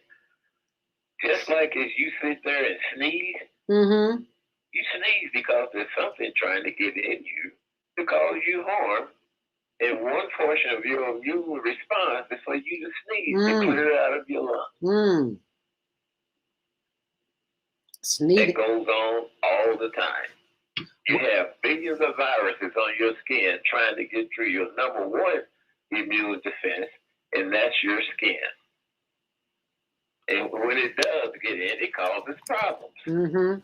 So, you know, that's natural selection. When the countries, human beings, it's natural selection. And that's just the way it works. It's the survival of the fittest. If you didn't have it, there wouldn't be any humanoids left today. They all would have disappeared. So, well, thank you so very much. Also, you know, the settlers used the Bible too to say that God gave them this land. In the description of that passage, it does not spell out any person by last name. It does not spell out any people or by where they fathers and ancestors are from. It just put a blanket statement out there that people have gravitated to use as they see fit. So that, as far as the killing for entertainment, I think maybe you got some people, not all, that's cursed. Maybe it's a curse that's fallen them that was started a long time ago. Wow. Now, there are societies around that believe in that. It's a popular saying that goes along with that. It says, the sins of the father follow the son. Well, so maybe that's why we see killing as entertainment, and we continue to allow it to be administered to us, and we pay for it too, do we not? Brother Lionel, are you still with us? Also, one real thing is that you ever hear people say, man, no matter what I do, I keep having this bad luck. I don't know what's wrong. Maybe it's a curse that follows you. Societies have believed in that, and they still do. What was voodoo all about? When they took your hair when you came around and they made a doll and put your hair on the doll and started sticking pins in it. Right. You walking down the street and all of a sudden you got a big pain in your hip. Well, is that a curse? I couldn't tell you. It may be. Right. If the mind thinks, and then so it will be. What are your thoughts on that, Lionel? Are you still with us? I have no basic comment on it. I mean, there are a lot of things that go on in the world. There are a lot of things that we don't understand. But I believe in discipline. I believe in moral character and discipline. I believe that Allah is sufficient in the sense that the more you submit to the one God, the less influence, adverse influences can affect your life. In the long term, I believe that the truth will prevail over falsehood, goodness will prevail over evil. And I believe that based upon the movement of human life from weakness towards strength, the inclination of human beings towards goodness, I think will prevail over their inclination towards foolishness and mysticism and things that have their root in demonic, satanic aspirations for power. Well, you are right on target, because it appears to me that how can one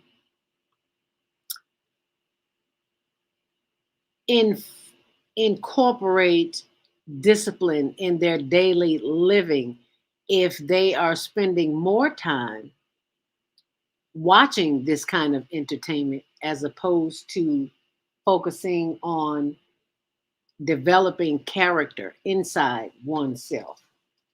That's a yeah. Your mic is open. Okay, and you're using a word that really, when you look at it, it tells you what it's there for.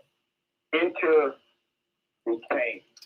It's to enter you and detain you from that which is in you from coming out of you. So if they give you what they call television, it tells you the vision of how they are and what they are. And you have to choose to say, I'm going to be like this, what I see in the movie, or this is where you get the young child that sits there and watches over 25,000 simulated murders watching television and feels that it's okay to pick up a gun and go out and do what he's seeing most of his life. Right. That's because it entered him and it detained him from bringing out what's in him.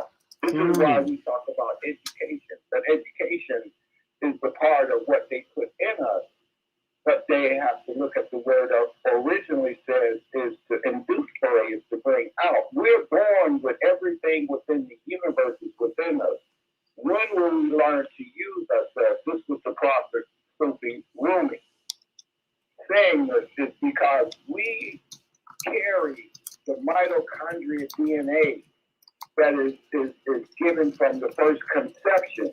And the activation of this is done in nature and through cosmic consciousness, through the sun's energy and through the moon and the planet's energy. That's why he says, let there be light. He named the sun, the moon, the stars, the signs, and the seasons, because that heavenly body called Adam Cosmon, starting from Aries to Pisces, is the head of man to the feet of man.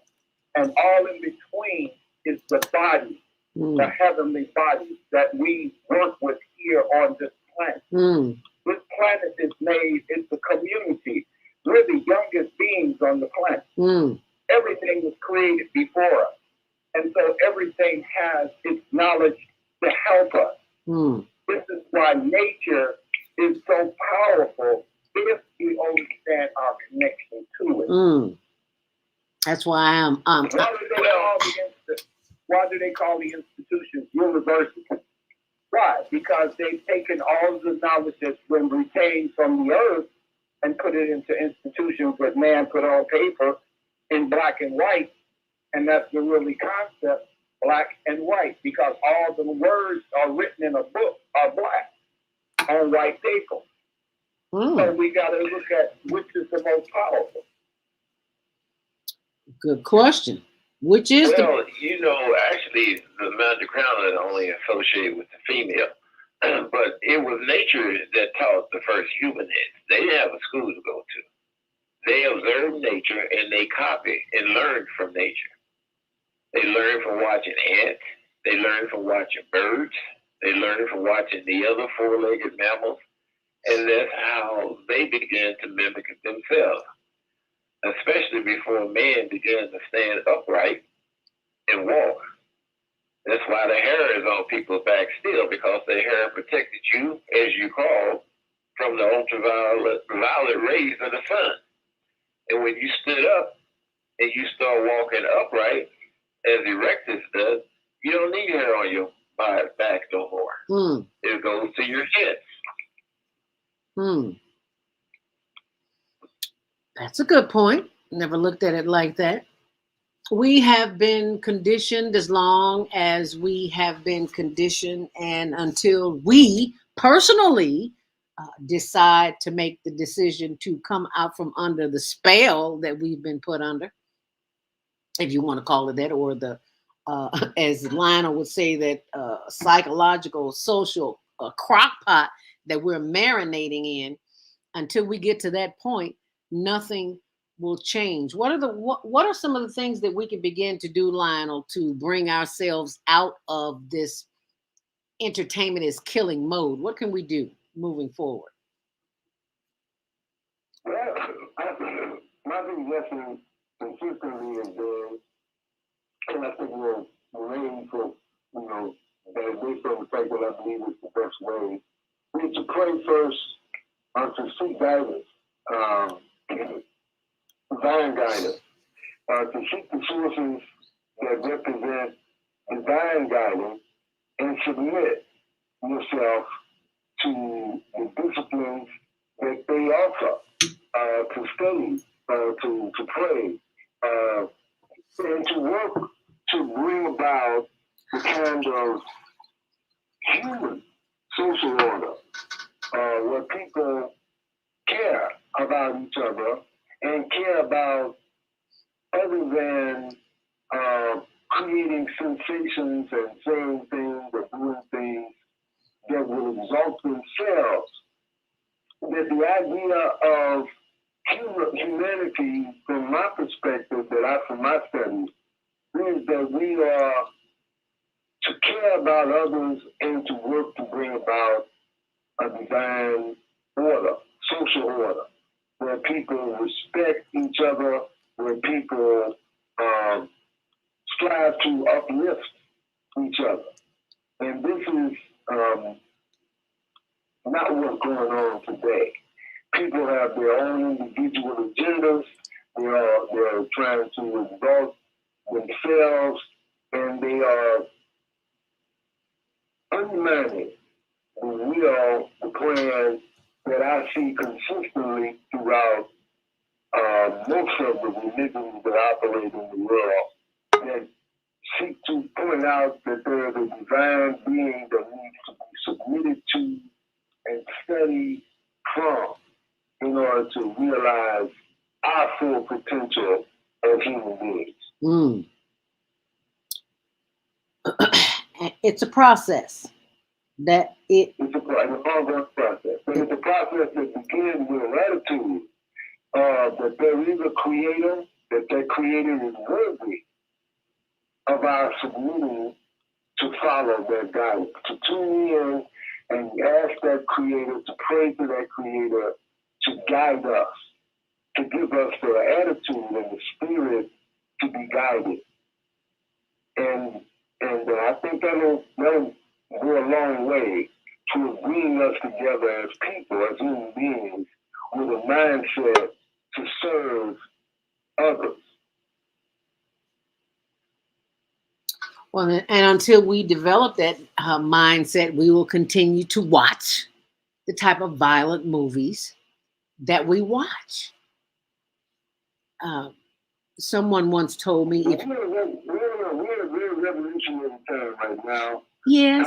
The conflict as a result of the programming that we have received has put us at odds with each other and have made us not of a spirit to serve, but to tear down. Yes. To do so with violent conflict. Mm-hmm. And unfortunately, that's where we are in the psychology of most people. Who's not committed to anything divine. Who's not committed to any service that will benefit to exalt the Creator. The idea that all praise is due to Allah is more than just a phrase. It's a reality. Trying to seek praise and trying to seek glory for oneself is not the answer. That's not going to bring people together. We have to accept a humble, which is the basic character human being, and that intelligence is a tool to serve, to be used to serve our humanity, and not the other way around. And this divisiveness that we are currently experiencing is all part of that. As they say, it is easier to separate us. This divisiveness keeps us in turmoil, at end with each other. Because if you didn't get the shot and I did, then there's something wrong with you, then I got to stay away with you. I mean, it's just the whole gamut from then until now. That divisiveness keeps us in bondage, really, because we don't know how to separate ourselves from the issues. And many of the issues that we are focusing on have really, it's a smokescreen now. I'll just say that. It's a smokescreen, and not to pay attention to things that really matter, like developing a practice, because it is a process. Developing a ritual, if you like to call it that, on a daily basis, because we have a tendency to do what we see other family members do, and that is to jump up out the bed in the morning and jump in the shower and be gone. Haven't spent 5 minutes giving thanks before you even get out of the bed, that you are able-bodied to do so, and that you have the thinking capacity to give honor to those who came before you to make your way smooth. And then it is your responsibility as a human, as part of the human family, to recognize and honor that by spending some quiet time. I cannot tell you how many times that I have had questions about things, and I just walk outside in nature and go hug a tree, sit by a tree, or be at the beach, wherever, and things come to you because you're in nature. We are part, as Baba Kwame Sana says, we are nature. We're part of. How can we not blossom and bloom when we are part of the earth? And everything that we are being consumed by is not part of the earth. It's all fiction, like Pulp Fiction. Duh. But we can't seem to get that through our thick skulls. So we proceed with... Go ahead, Lionel. The very title of the story tells you a lot. Paper. Hope is paper. Where paper is made from. And so they're telling you that this is a paperback story, a fiction story. It's not even real. And to give yourself over to that which is unreal and sensational, that which will excite the sensation aspect of your life, that will create the bleeds and leaves mentality.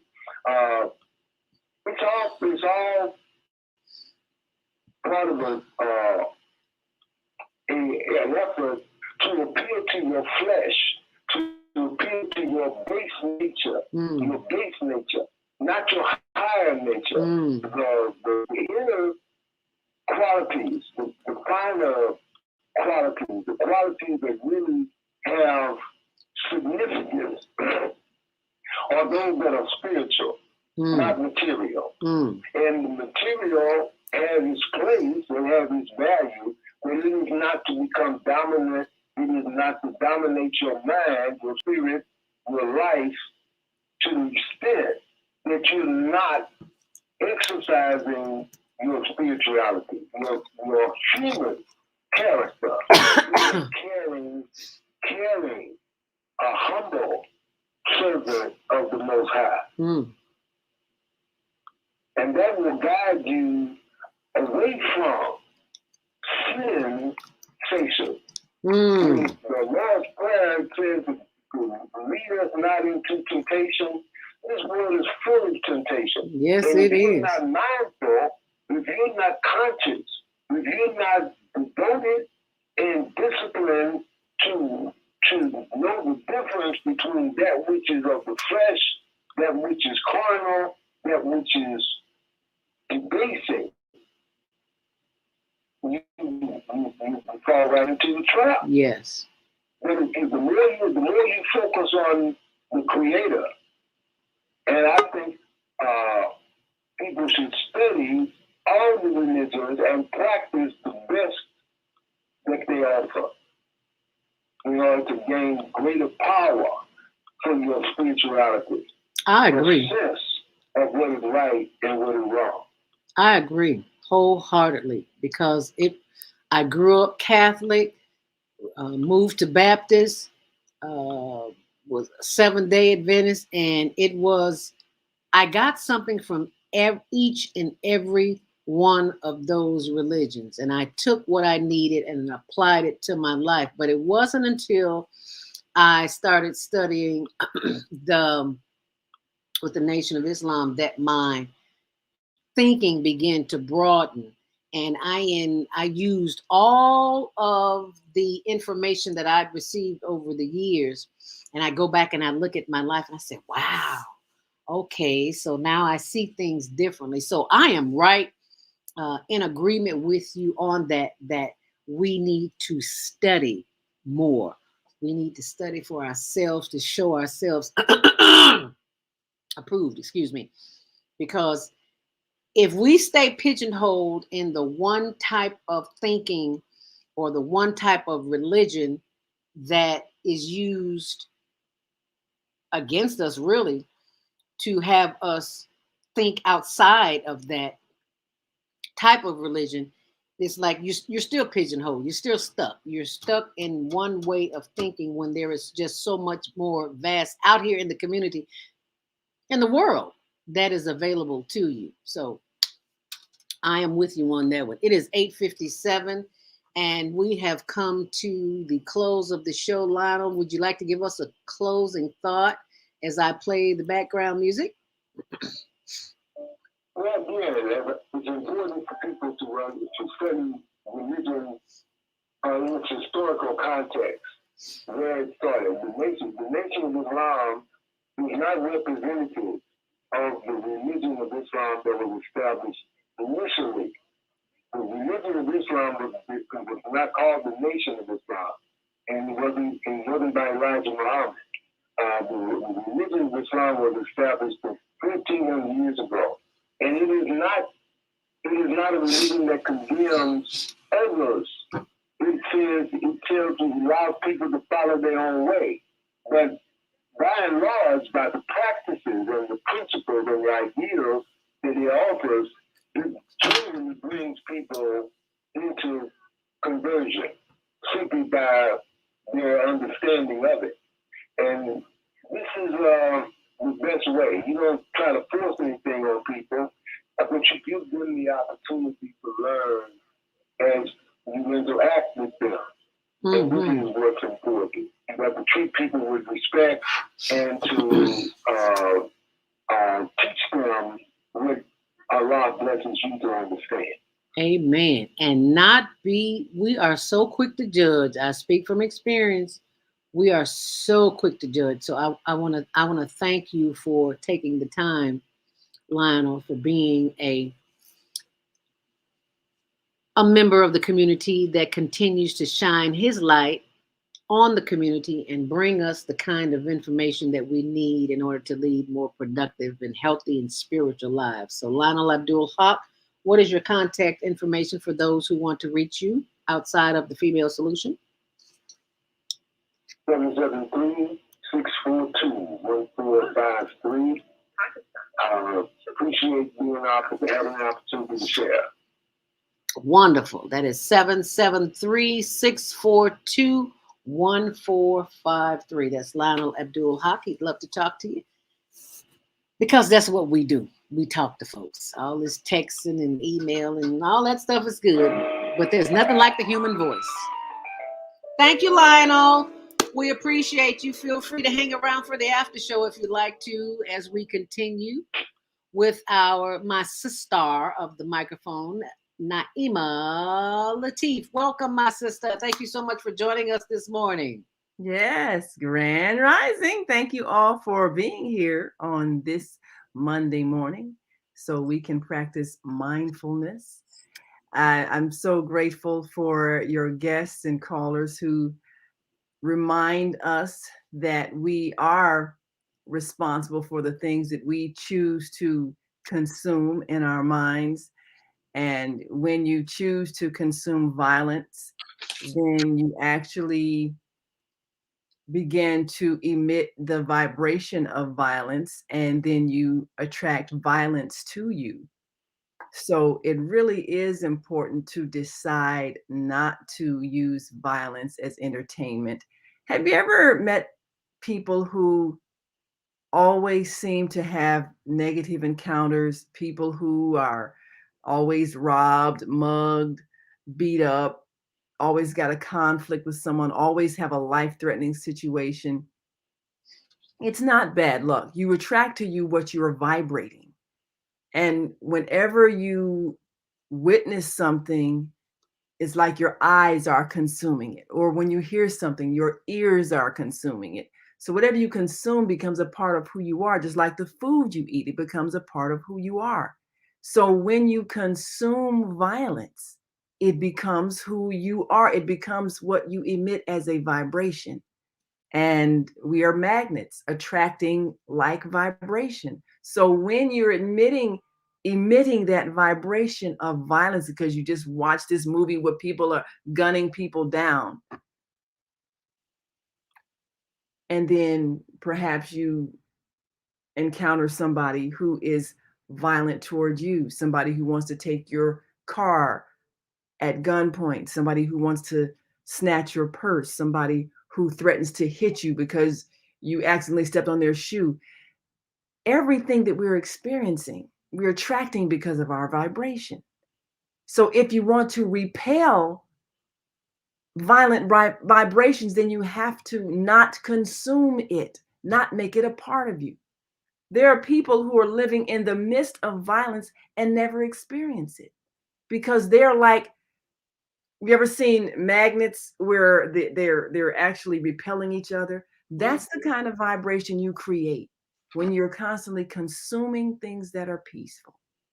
When you're consuming love, joy, harmony, then you become like the repellent to violence. You have to know that this whole universe is based on energy, and energy attracts like energy. So if you don't want to attract the carjacker, the mugger, the person who's a little mentally ill and needs to act out what's happening in their head and hit somebody, if you don't want to attract that, don't consume that with your eyes or your ears. You got to turn it off. You have to turn it off. People think, well, if I know what's going on, I can be safe. You can create safety. Thank you. It's like you create a shield, a force field around you. I tell Tony that all the time because he worries about me when I'm out and about. And I said, Tony, I got travel angels with me, baby. I'm good. Yes. You ain't trying to hear that. Because I believe in that. I feel that when I'm out. Feel it. Chaos everywhere. And it just goes right by me. It does. It does. That is a reality. Just because something is not seen doesn't mean it's not real. You can't see the wind, but it's real. You feel it. Right. So everything that you don't see doesn't mean it doesn't exist. Things happen in the unseen realm before they become manifested in the seen realm. Right. So the energy of violence is present before the actual violence happens. That's why when you walk into a room, yes. Have you ever walked into a room and there's tension because people are upset and angry? Now, when you feel that, if you don't have the power to diffuse it, then you need to leave. Right. But there's some people, they'll stand around and wait for the fight because they want entertainment. Right. And so then they watch somebody get shot or stabbed. Mm-hmm. And we don't even respond to it. It's like, oh, somebody got the neck stepped on. It's like, oh, okay. Well. Yeah. So when it gets to that point where it's no longer shocking to you or upsetting to you, well, then it just becomes your way of life. And that means you've become engulfed in it. You've become a part of it. You're emitting that vibration. You're attracting it. You're going to experience it.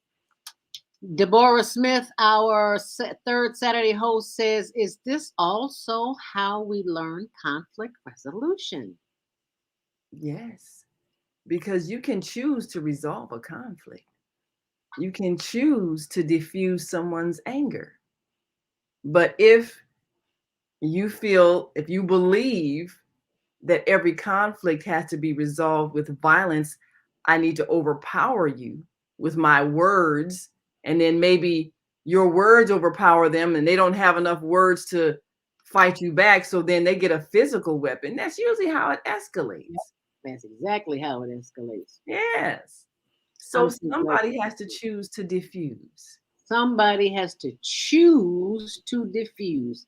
And I choose right now to just step away from this for just a moment because we have people waiting. I'm getting texts. It's like, okay, so when are you going to announce it? I'm going to do better than that. I'm going to show it to you. How about that? Oh, they'll love that. You want to see it? Alrighty now. Oh, nice, nice, nice. This is from the November Global Virtual Teen Talent Contest. And I'm not going to let you see the whole video. You can go see it on YouTube yourself. But here's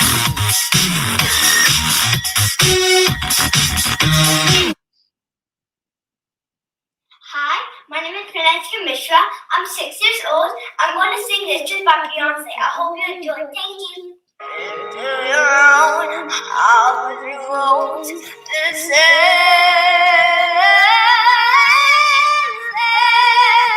I'm alone at a crossroads.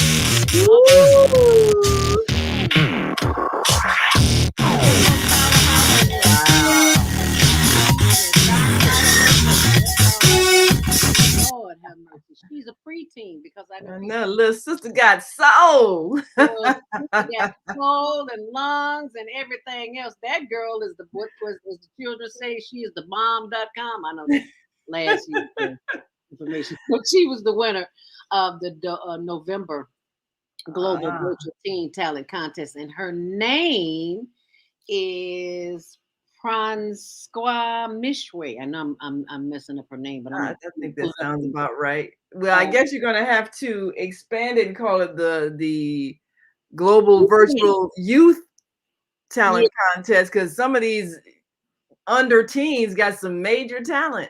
Yeah, she is a preteen. Now, see, we had asked for teens 13 through 19, but we kept getting all these preteens. So it's like at the end of the year, we'll just do preteens. So let me tell you a little bit about Francois Mishra. She's 7 years old, from Milton, Ontario, Canada. Oh, okay.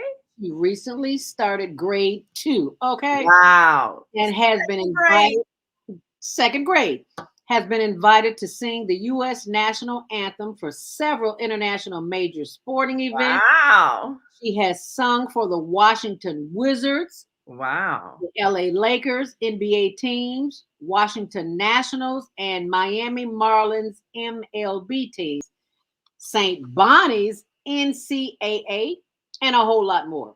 Recently, she was invited to sing the national anthem by Premier Doe Ford, Ontario, in Parliament meeting in Canada.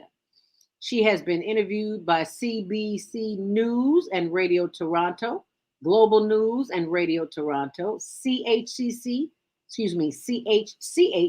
Channel Hamilton, and CBC Hamilton. She has also sung O Canada on the Global News Toronto. Apart from these, she has worked on some Broadway shows with U.S. production houses, and currently she is the official anthem singer for Ticats Canadian Football League. Ladies and gentlemen, that is Miss Little Pranska Mishra. I hope I pronounced that right. So I'm going to type it in. Is she phenomenal? She sang, she like Jennifer Hudson. I was like, yes. Oh, this girl is phenomenal. Mm-hmm. Why? I know. Grown-up lungs in a child's body. I know, right? I'm like, how is she singing like that? She's 7 years old. Mm. Yeah, well, definitely an old soul that came back to finish singing, because she is, like you say, Jennifer Hudson. Yes. So Pranisqua Mishra. Pranisqua Mishra. Yay! Yeah. Applause to her. This little dynamite young lady has won prizes. She has won cash, and I just say congratulations. Keep up the good work. Pranisqua Mishra, 7 years old, from Ontario, from Canada. It's not Ontario, Canada. Oh, yeah, it is Ontario. Ontario, Canada. Right. Now, if you have children, teens, well, except preteens now, between the ages of 13 and 19. Talented preteen. Hey, don't make them wait. We not making them wait. If they got voices like that girl can sing like Jennifer Hudson. Send them on in, child. We'll put them in this category. The next contest, December is just too crazy. We'll be doing one every last Saturday in the month, beginning in January. Mm-hmm. And if you go to our YouTube page, you will see that. I'm sorry, our Facebook page, you will see that information. It's facebook.com/HLNTV1. And that information will be right there waiting on you. So all you have to do, and you'll see that on the page when you get there as well. It's facebook.com/HLNTV1. So if you want to if you have students or relatives who are between the ages of 13 and 19, or if you're a parent or an aunt or an uncle, sister, brother, mother, other, encourage your children to send in a 1-minute demo via YouTube. It has to be on a YouTube channel, and make them their own channel. If you only got one video, you only got one video. That's all right. But send us that link, and you can send another like 10 or 15 second video with your name, how old you are, and your hobby. You can send all of that to info@higherlearningnetwork.org, and I'll be posting that information as well. So as you can see, they win prizes and they win cash, and kids always love cash. Yes. Well, you are doing such a fantastic job bringing us the talented teens of the world and the talented preteens of the world. And that really should give us hope. When you look at what the world is going to experience with these young people and all of the brilliance and the creativity that they have, that's really our responsibility, to hand them over a world that is going to appreciate them and a world that's safe for them. Right. That's our responsibility. We have a job to do. They deserve to have a world that they can thrive in, they can flourish in without fear. We owe them that. They came here bringing gifts. So we need to be able to appreciate those gifts and let them experience all the joy and abundance that their gifts are bringing by giving them a world that can appreciate them and throw its arms around them and protect them and give them a chance to thrive without restriction. So you've done such an excellent job, and we're so grateful that you're reaching out to our global family and finding the future and giving us a glimpse of the beauty that exists in our world. Well, someone made my way possible, so I'm just paying it back. Well, they say pay it forward. Pay it forward. There It is you our go. responsibility to do just that. 9:16, I forgot to mention at 9 o'clock. If you're on the switchboard and you wanted to make a comment, that we will take your comment. And we're going to do that now because I do see a hand. 706-202. Is that Baba Kwame Sunhorse? Sounds like it.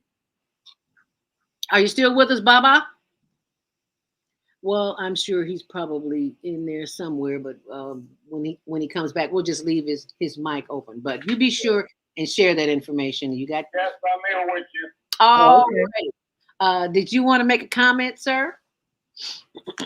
Assalamu alaikum to Naima, and what you're doing and paying it forward is divinely what our elders say in indigenous teaching is that what we do and what we say is to be for the next 7 generations.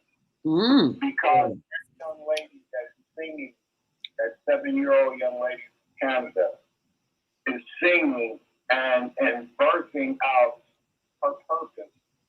But she came from a mother that carried her, and she carries in her the next generation and the generations after that. So what you're doing is you're leading or giving the next 4 generations an opportunity to hear what she's gifted with. And so I thank you for being a way shower, because we as elders have only one other person to become as an ancestor. Okay. And what we do with what we've done here is to do what the ancestors that we call on, and we have to understand we got a lot of unemployed ancestors that we don't call on anymore. Ooh. And we need to reach back and Kofa and fetch that energy of them and ask them to come forward and help us. Guide us into what we're dealing with here, because they walk this earth once upon a time, and they can help in our walk and the walks that are being prepared for the next generation. Absolutely. Say that. You are absolutely right. Thank you, Baba Kwame Sunhorse. I'm just honored that I recognize that, because not everybody does. I thought it was funny. I thought it was funny. Bianca asked me if I had any children. I heard the pause in your voice. Yeah, like I didn't birth any, but I damn sure Raised some. that. Yes, you've been a mama.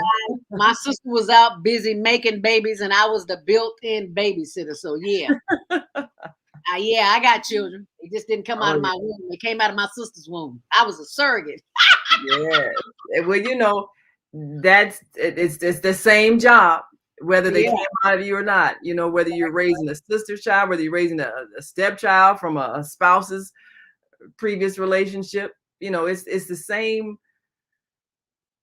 It's the same job. You have to guide a soul to its destination. You have to be the light that shines so they can see the way. You have to set the example. You have to be the protector. You have to give them the security that they need to grow into a healthy human being and provide the kind of atmosphere that they can flourish, just like flowers. You have to make sure the atmosphere, the environment is conducive to growth and flourishing and blossoming. So it's a challenge, but and I'm sure your sister is grateful that you were there to help, because I don't know what I would have done without my sisters helping me raise my child. I could not be everything to her. I'm not the, let's go shopping, mommy. That's not me. I go in the store. Look, if I need to get a black shirt, I find the first one on the rack. If it fits, I buy it. Shopping is not a, for me. I get it done, but she loves that. So, she's got her auntie who will take her shopping, and they can enjoy going store to store and trying on every shoe and not buying any of them. They do all that. That's not me, I'm not the, let's bake cookies in the kitchen, mother. I wouldn't. Look, I want to buy my food pre-done because it takes so short to eat it. I don't enjoy that 2 hours to cook a meal that takes 5 minutes to consume. That's not me. But she loves cooking, so she's got an auntie for that. The auntie that bakes the cakes and cookies and all that. Go visit them. So she had all that I didn't provide in my sisters. Otherwise, she might have felt, wow, I really missed out. My mother doesn't do anything, but okay, well, I'm the mother that can show you my vocation, get you the experience of communications and video and all of that. And she's worked with me on occasion. And and I can take you to meetings where you get introduced to political activism, and she's been influenced by that. She's participated in activism and so forth on her college campus when she was in college, and now she's a very vibrant, active young lady. But I was not the cookie baker or the shopping mommy, but she had aunties that gave her all of that, and so she didn't miss anything. And you can't be everything to your children. So you need your sisters. So I know they're appreciative of what you had to offer. Well, I am certainly appreciative of them as well because, excuse me, I never saw myself doing this. I was just I had to pivot. Pivot. I had to pivot. Yes. We still need to reach them, even though we can't touch them. We can touch them with our spirits. We can't touch them physically, but we can touch them with our minds and our spirits. So yes, that's what we do. To be a part of that. I'm honored to be a part of that. And I'm just glad that we have the kind of talent. I'm still a little disappointed that we have children from all over the world and not a lot from Chicago. That just baffled me. It just baffled me. Figure that one out, because I know there are talented youth here. Lots of them, millions of them. And I'm good. I'm glad that you're finding the ones outside of here, because then it wouldn't seem like you're biased, towards Chicago or anything. Right. But I'm hoping that their spirits aren't being disturbed by a lot of things that are happening here. It's hard to be creative when you're living in fear, and that's what I don't want to happen. I remember talent shows when we were growing up, and our high school talent. We had some amazing talent, and some of the young people who performed, I've seen them on TV, or they become professional singers. Friend of mine, every now and then I see her in a movie, like, oh, look, my friend. So if you don't have an outlet for your talent, how do you let it evolve to where it can possibly be your career, or a mark that you leave in the world? So it's wonderful what you're doing in providing a platform. I'm hoping that we can provide a way or encourage more of our Chicago youth talent, our teens and our preteens, because I know they have. When I was teaching high school, every other young man thought he was a rapper, but I had one student. Matter of fact, I'm still on YouTube. We decided to do a video because I came in as an English teacher, but the students were just so discouraged. They didn't like reading the book that they had. I think they were, I don't know, it was Shakespeare or whatever they were supposed to read. The stories the stuff they make you read in high school. And half of them wouldn't bring their books to class. They sit up bored. And I said, okay, we're gonna do a music video about reading. And I was teaching, I think I had 5 different classes during the day, I believe, and each one did a verse in the video. and the video is called Read. And I did it while I was teaching at DuSable Leadership Academy. They're on what is that street? On State Street. Mm-hmm. And it was phenomenal because each class came up with a verse and, put it all together and, had one of the students that come up with a beat for it and everything. And it was just, there was one student, he all by himself came up with a rap. I'm like, okay, well, his is going to be, the rap for you all's class. And it was phenomenal. And he really had a gift. And so I know that our young people are talented out there. And I really, what I saw was that there wasn't an outlet the way they needed to be. Because the schools, they were so concerned about the violence, like we talked about. A lot of activities didn't get done. Things like talent shows and outings where they could go and see plays and performances and be inspired. So it's really important for us to give that. And then of course that reminds me of the music, the film that my husband and I produced, a hip-hop journey with the ancestors, that ended up being shown on 87th Street in the theater. But we first produced it at DuSable Museum, and it was high school students that performed in it. And it was based on our books, Slavery, the African American Psychic Trauma, and When Nations Gather, a historical piece.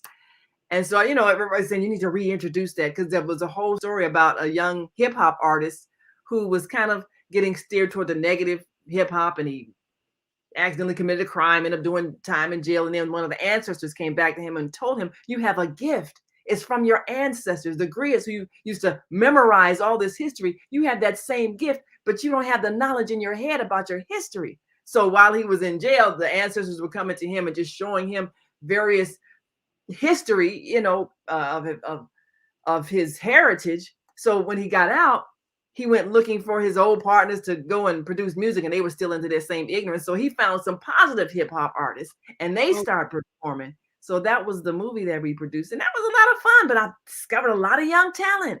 So I know what it feels like when you see young people and you see what they have inside them, and it's like, wow, the world needs to see this. This is who they are.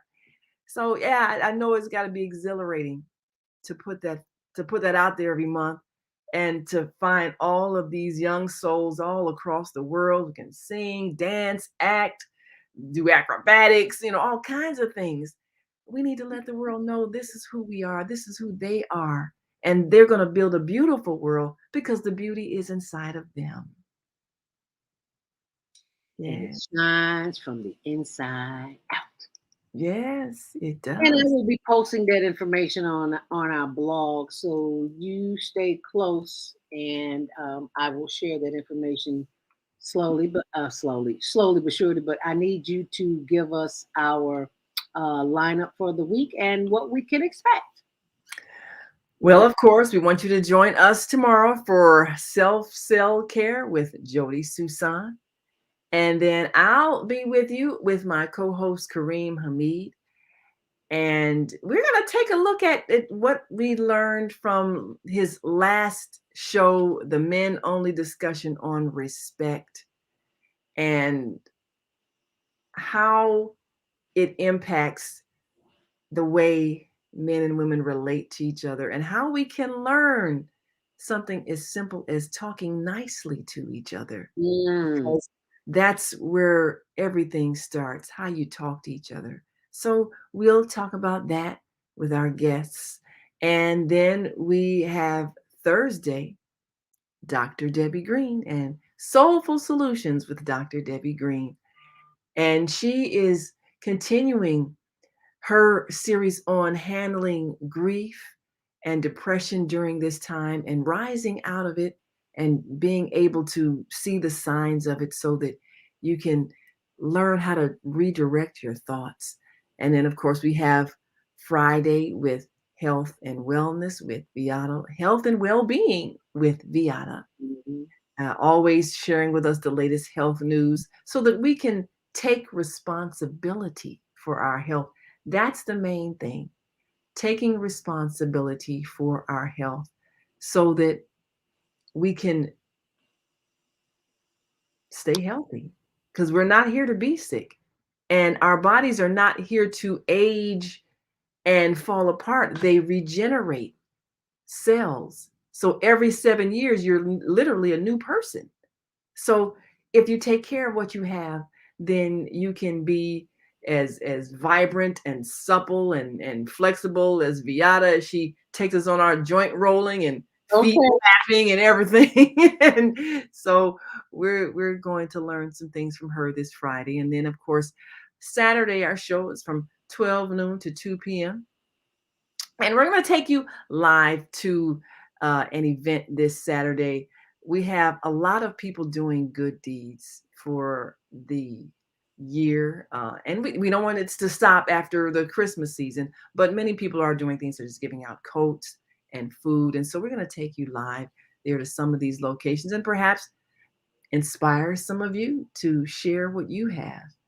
And then, of course, on Sunday, we have Soul Purpose Healing with Viata. And as always, she shares some deep things coming from the soul so that we can do a self-evaluation of who we are and where we are on our journey back to God, because that's where we're all headed. So we want to be further along in that journey so that we can share the light of love. And that's what we learn every Sunday on Soul Purpose Healing, 7 p.m. to 9 p.m. Central, 8 p.m. to 10 p.m. Eastern. And then, of course, we'll be right back here next Monday for Monday Morning Mindfulness. And we'll do it all over again. And I want to thank you. I know Zelda's singing at your thing. Stay away from it. Okay. This speak will be just fine. But I wanted to pull up the blog so you could see it as we close out here today. I want you to know that this is the blog, and her performance begins at about 5:15. Just so you can see our November Global Virtual Teen Talent Contest winner there. Oops, where is it not showing up at? Do I have the wrong one up? I think I do. Yeah, I got the wrong one in there. But in the meantime, in between time, Brother Baba Kwame, did you want to give us a closing thought before you left? I think. Well, can you hear me? Yes, sir. And in this alignment that we just went in, we had a solar eclipse on the 4th. And it's very powerful that we've been rebooted, moving into what's coming December 21st, when the sun crosses the equator in 3 days down, and then it comes back and the sun is born again, coming back north. So we've got to honor ourselves and honor the tradition of our ancestors and Kwanzaa, and being able to set the next year into place in those 7 days, and being able to follow the Nguza Sabbath, and being able to guide the children as you're doing, and also to honor the ancestors, and from the cradle, from the womb to the tomb. And we've got to be able to touch all of that in between. And I feel that this is what you're doing, and you and Naima Latif and the Female Solution family are doing what the woman is to do, and she's nurturing the spirit, the mind, and the body of our people. I thank you all. Thank you for that, Baba Kwame. I never looked at it like that. See, he always has some Yes, he insight. does. I don't think of it like that. So thank you so much for that. I am going to leave you with the promo for the Female Solution, in which you can go and look at my blog, ZeldaSpeaks.wordpress, on your own. I want you to see the promo for our show. Where is it at? Where did it go, Naima? I don't know. Where do you see it? Do you have the YouTube link? Yep. I got it. Share it. And then we're going to close out with this. I am sharing the screen right now. And there she is. And she is going to Take it away. Yes. The Female Solution Global Radio TV Show invites you to an invigorating conversation with our team of hosts Monday through Friday, 7 a.m. to 9 a.m. Central Time. Start your week with Monday Morning Mindfulness with ZeldaSpeaks. Tuesdays, Self-Care with Jody Susan. Wednesdays, Repairing Broken Families with Naima Latif and co-host Kareem Hamid. Thursdays, Soulful Solutions with Dr. Debbie Green. And Fridays, Health and Wellbeing with Beata. Saturdays, tune in 12 noon to 2 p.m. Central Time. First Saturday, Success Strategies with Jana. Second Saturday, Wendy Williams Esquire on relationships. Third Saturday, Move Around with Deborah. And fourth Saturday, Wisdom with Mama D. Join us Sundays, 7 p.m. to 9 p.m. Central Time for Soul Purpose Healing with Beata. Call in and comment 515-605-9325. Press 1 to speak to the host and be a part of the solution. And thank you for being a part of the solution. We'll see you back here Tuesday morning with Jody Susan on self-care right here on the Female Solution. Thank you so much. Stay on purpose, stay empowered, stay tuned to more of higher learning. Make it a great day. Love, peace, and hair grease.